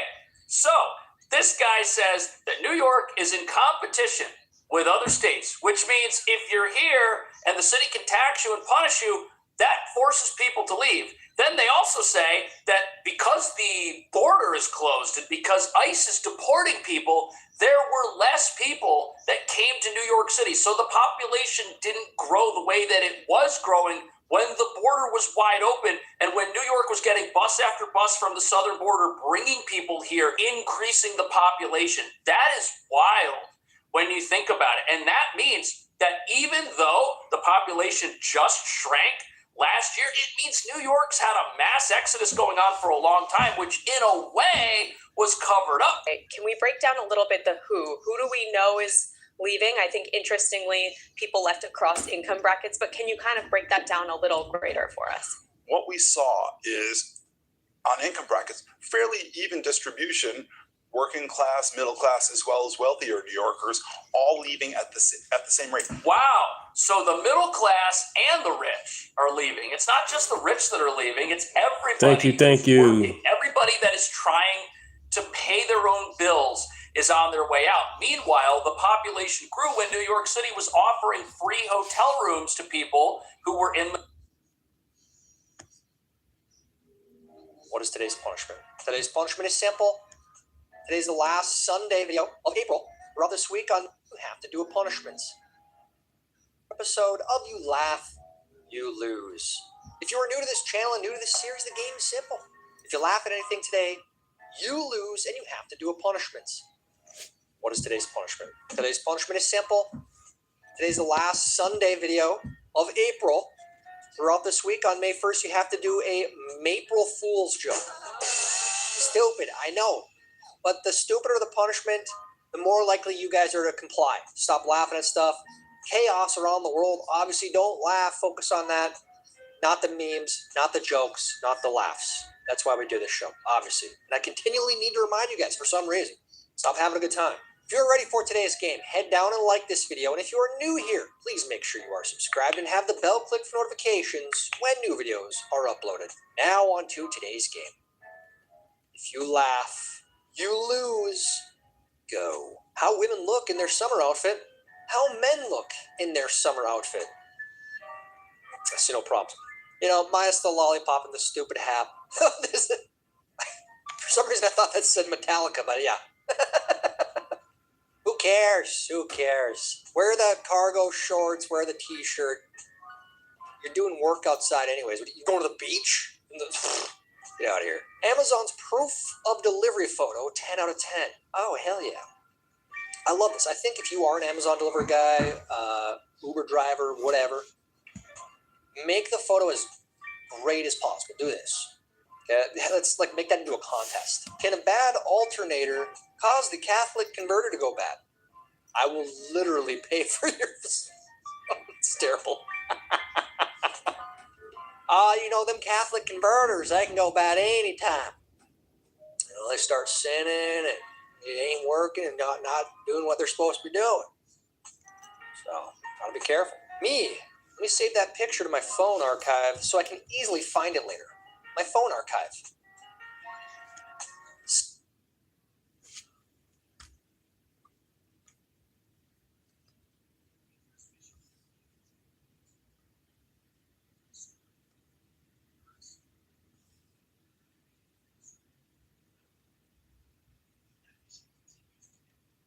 past Sunday, April 19th, the U.S. conducted maritime interdiction operations against the Tuska, whose crew attempted to breach the blockade line.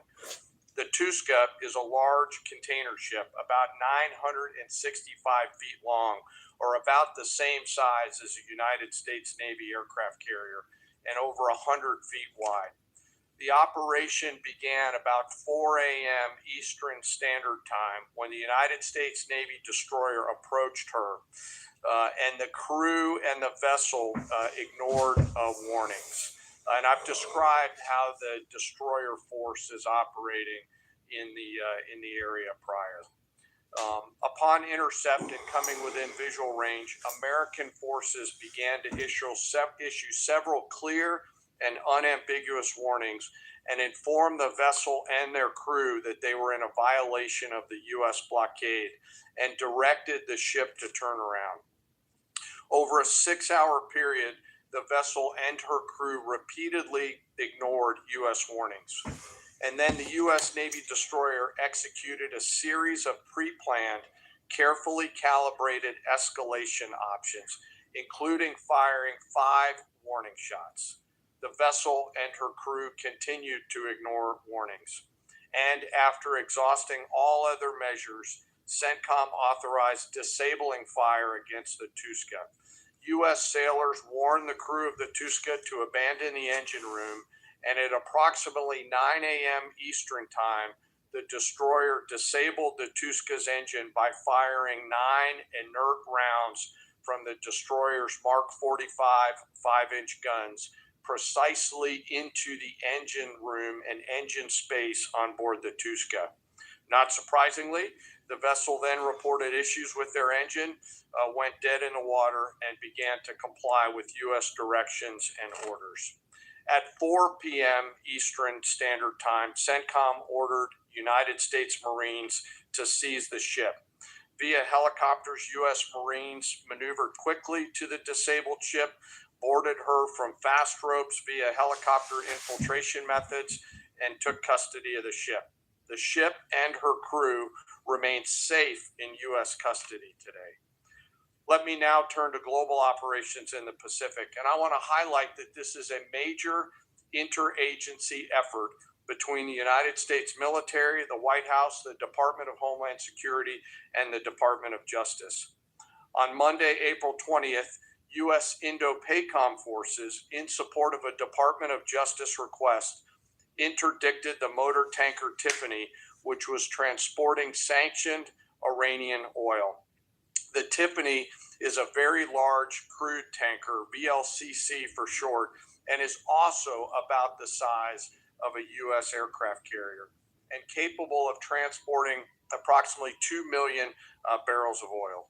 At approximately 11:30 p.m. Eastern Time, U.S. military forces and law enforcement forces also went to the ship via rotary wing platforms, fast roped onto her deck, and secured her.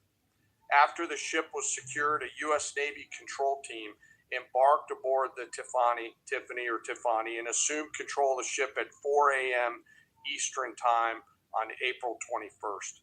A Navy control team is comprised of sailors led by a boarding officer that assumes control of a seized ship in order to secure the crew, the cargo, and the vessel. And disposition of that first vessel is still pending. The next interdiction occurred on Wednesday, this past Wednesday, 22 April, when Indo-PACOM conducted yet another interdiction, again at the request of the U.S. Department of Justice. This time, the stateless motor tanker Majestic X, also known as the Onyx, also in the Indian Ocean. These are my other videos as well. These are my other videos.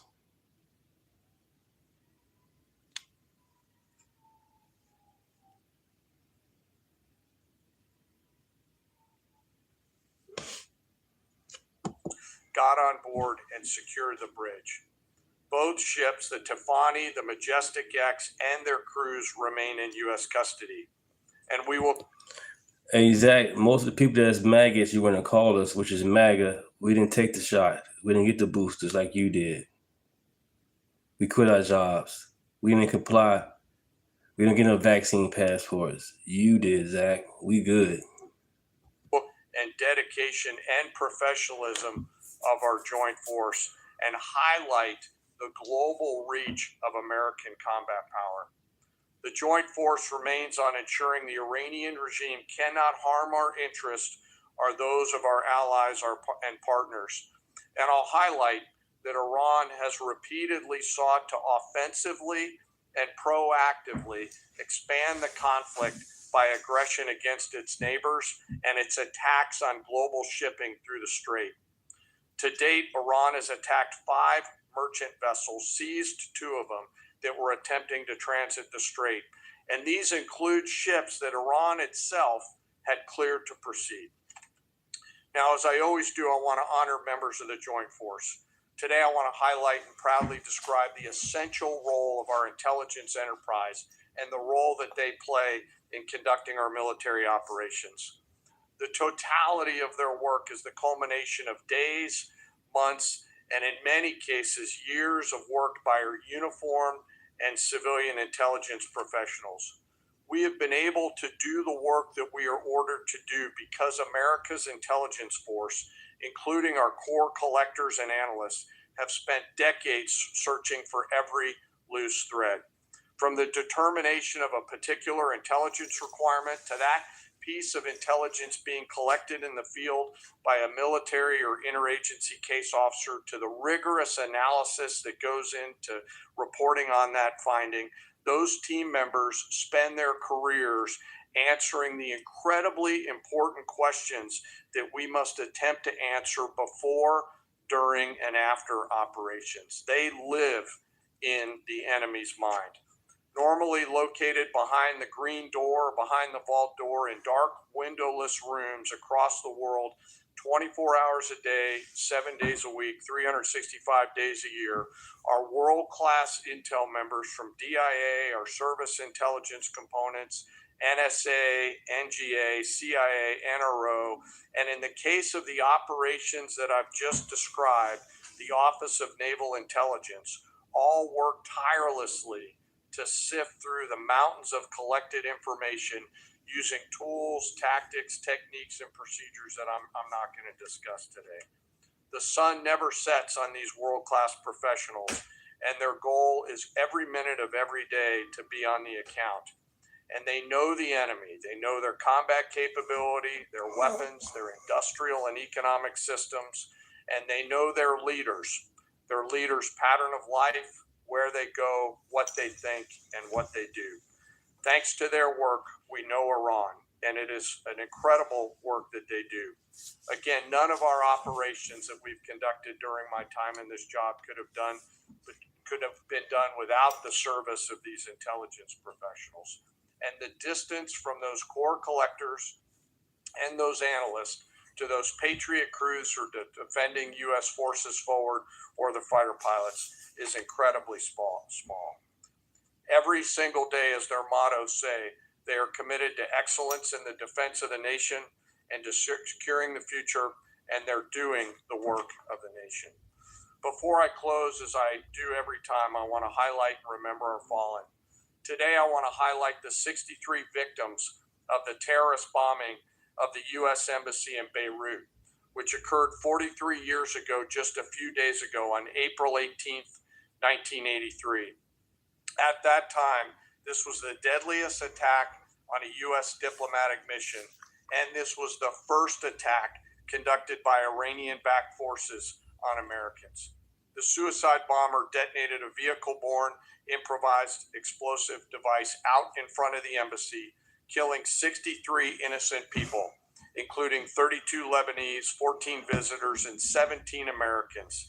And among those lost, members of the Joint Force to include 3 Army soldiers and 1 United States Marine. We remember their names: Sergeant First Class Richard Twine, Staff Sergeant Ben Maxwell, Staff Sergeant Mark Salazar, and United States Marine Corporal Vincent McMaw. Today we remember them.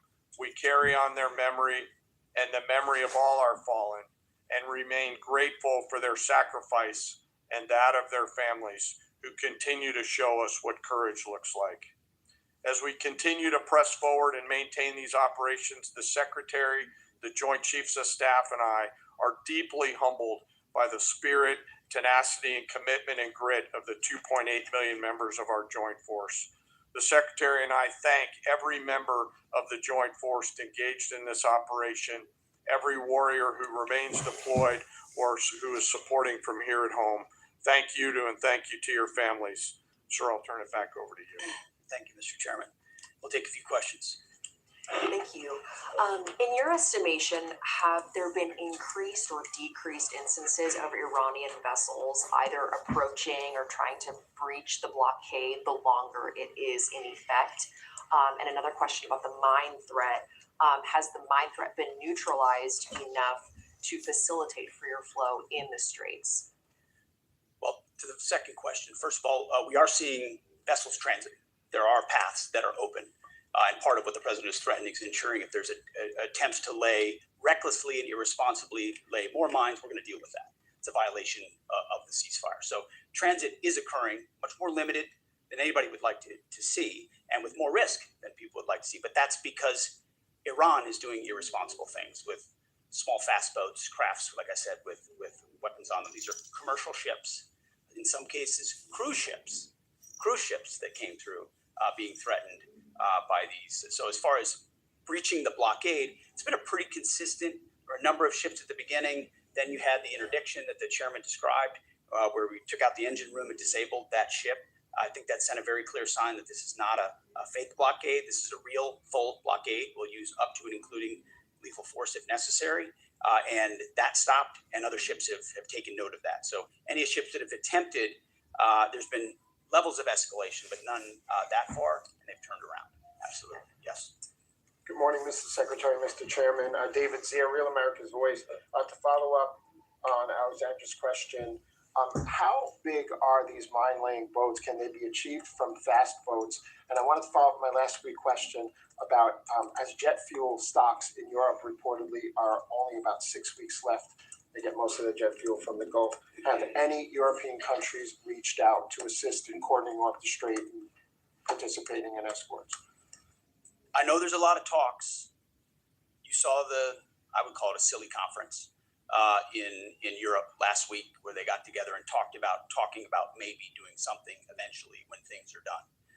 Those are not serious efforts yet. We would welcome that. We would welcome a serious European effort to do something about this strait and this passage, considering it's their energy capabilities that are most at stake. I think it's a wake-up call. It's a wake-up call for countries around the world. Either you have capabilities or you don't. Otherwise, you're at the behest of a country like Iran, and the only country that can do something about it is the United States military. You want to talk about the mines and the small crafts? They have a variety of smaller Boston whaler-sized boats. We have forces up there deterring and preventing them from continuing to do that. We'll continue to do so pursuant to the orders of the Secretary of the President. But reckless mining like that is a violation of the unwise ceasefire, to do that, and very unwise to do. Absolutely, Jerry. Thank you. Pope Leo has made some strident comments about the war in Iran, and the U.S. Conference of Catholic Bishops recently put out a statement suggesting that the war does not fit the requirements of just war theory. And I wondered if the Pentagon had thought about this war against the terrorist regime in Iran in terms of the framework of a just war, and if either one of you could talk about that. And then just my second question would be, the Pentagon recently, this week, gave well-deserved award upgrades to the members of Gulf Company 2-1 Marines who served at HKI and Abbey Gate during the withdrawal and evacuation. I wonder if you, Mr. Secretary, could speak a little bit about that and maybe give us a little bit more in terms of what to expect from this Afghanistan review in terms of further proper recognition and proper accountability. On the first question, Pope's going to do his thing. That's fine. We know what our mission is. We know what authority we have. We're very clear about that. We follow that. The orders of the president. We've got lawyers all over the place looking at what we're doing and why we're doing it and giving us every authority necessary under the Constitution and under our laws to execute it. So we feel very confident across the spectrum about what we're doing and why we're doing it and the legal justification that we're following in order to do it. You mentioned the Marines at Abbey Gate, and what we've undertaken at this department is a historic Afghanistan review. So we have, over the course of months, reviewed what happened leading up to and including the events at Abbey Gate and the disastrous withdrawal in Afghanistan. There's never actually been a full accounting in this department of the decisions that were made. There's been sort of papered over congressional attempts, but never a real deep dive where we brought everybody in to talk about what happened and why it happened. That has happened.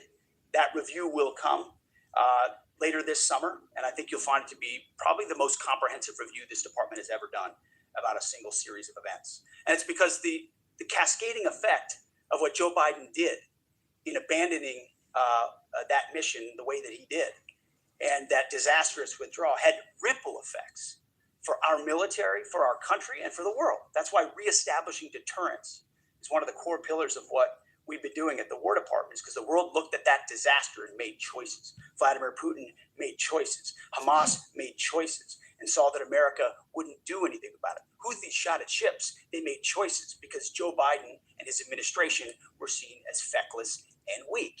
And that withdrawal was a part of what the world saw. People hanging to planes as we fled.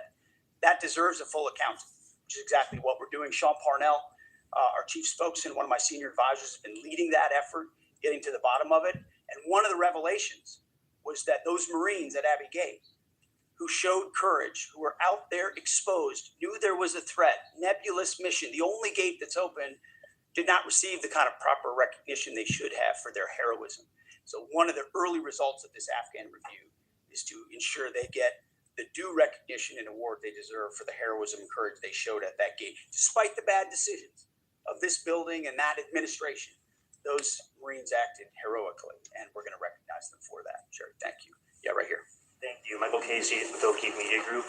Earlier this week, James O'Keefe published a story on Department of Army Nuclear Chief Andrew Hugg, who revealed top secret national security information to a stranger he met on a dating app.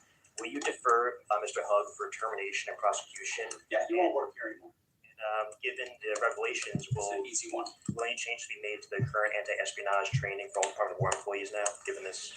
Well, we're always on the lookout for CI threats, any internal threats, anyone talking out of school about things they should not. We take leaking very seriously here, informally or formally, which is why some of the reporting done by Good morning, Grit. Good morning. is incredibly problematic. They're willing to publish things based on classified information that would potentially harm those in harm's way. And we think them doing so is incredibly irresponsible and unpatriotic. And it would encourage members of the press to think twice about the lives they're affecting when they publish things in their publications like the New York Times. Yes, right here. Was the Tuska carrying used equipment to China?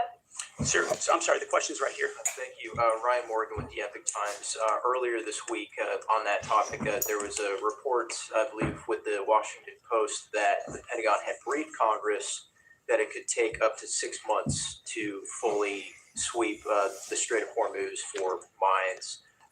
I was wondering if you could comment Good morning. on the specifics of the timeline, the range of time that it could take, and then just a general idea. My fault. Good afternoon. Good afternoon. Been placed. We would not speculate on a timeline. I saw that report. It was based on, again, another leak from a closed-door session, which was supposed to be classified, and apparently, allegedly, that was something that was said about we feel confident in our ability in the correct period of time to clear any mines that we identify. And would encourage other countries to be a part of such an effort as well. But we're tracking that very closely. Mr. Chairman, do you want to add anything to that? No, sir. I think you covered it. Right here, new members of our press. Yes. Right here. Jacob Wasserman with TMZ DC. We have two questions. I'm going to ask the first. My colleague will ask the second. You know, I've heard you talk a lot about bombing. Sorry? We'll see. Okay. I've heard you talk a lot about bombing people and places. And when you give these orders to carry out this extreme level of violence, what's going through your mind and your body? Do you have like an adrenaline rush? Are you scared? Do you feel like you're on a power trip? Just walk us through and paint us a picture of what it feels like mentally and physically. It's a very TMZ question. My only thought process is to ensure that our warfighters have everything they need to be successful, defeat and destroy the enemy, and they come home. I want them to feel empowered, to have every authority they need within our rules and within our law, to bring maximum violence to the enemy, because war is violent. War requires doing difficult things, but I want our people to feel empowered, so it's our guys that come home and their guys that do not. Sure, I'll give you one chance. Charlie Cotton from Teams EDC. You changed the Department of Defense to the Department of War. Would you consider changing the name again to the Department of Peace, since that's what we're all after? Well, that's the pursuit. It's a great question, actually. You go from defense to war because you want to be proactive about peace through strength. And really, I gave a speech in front of the generals about what the ethos of the War Department is all about, because I wanted to go through every echelon of this department. It means something. It's not just words. And when you fight a war the right way, the idea is on the other side, you bring about peace. That is what we'd like to see the most. In fact, I once did a video about the one institution that should win the Nobel Peace Prize every single year is the United States military, because we are the guarantor of the safety and security of not just of our country, but of a lot of people in this world. Last question. Yes, sir. Thank you very much, Mr. Secretary. I do appreciate your time. Since February 28, 725 drones and missiles have hit the Kurdistan region as your loyal ally, killing 22 people and injuring 100 others. Even after the ceasefire, Mr. Secretary, 20 more attacks were carried out. My question is, does that ceasefire include Iraq and the Kurdistan region? And really, what is your clear policy toward proxies? Why I am asking this question, by President Masoud Barzani's statement, 5 times targeting his office, even targeting President of Kurdistan region residents in the Hague City. We watch it very closely, and that area and those folks, the Kurds, deal with a lot of what the IAMGs or the proxies are capable of doing. And a reminder of the reverberating effect of this Iranian regime. It's not just what it does to its own people, killing 45,000 of its own citizens just recently, but it's also the terror they've brought to the region. And so getting a good deal and making sure they can't wield a nuclear weapon over top of those proxies is why this mission is such an important one. Thank you very much. Has delivered a decisive military results in just weeks. Korea, Vietnam, Iraq, Afghanistan, as the president has pointed out, all took years, decades. Vague missions, shifting sands, little to show for it. Operation Epic Fury has been laser focused from the very start, as I've said to all of you. Clear mission objectives, and ultimately Iran will not have a nuclear weapon. It's a bold and dangerous mission, a gift to the world. Historic, courtesy of a bold and historic president. That mission continues today. In this new phase. All right, you guys. We'll cut a little early today. Well, not early, but the timing is 2 hours and 17 minutes. Usually I go about 3 hours or longer. But I'm gonna go ahead and take care of the house right quick. Appreciate you guys. You guys are a blessing. Like and subscribe. Share the channel. I'll be back. And also I do long form video too as well. Check those out as well. Let me know what you think about it.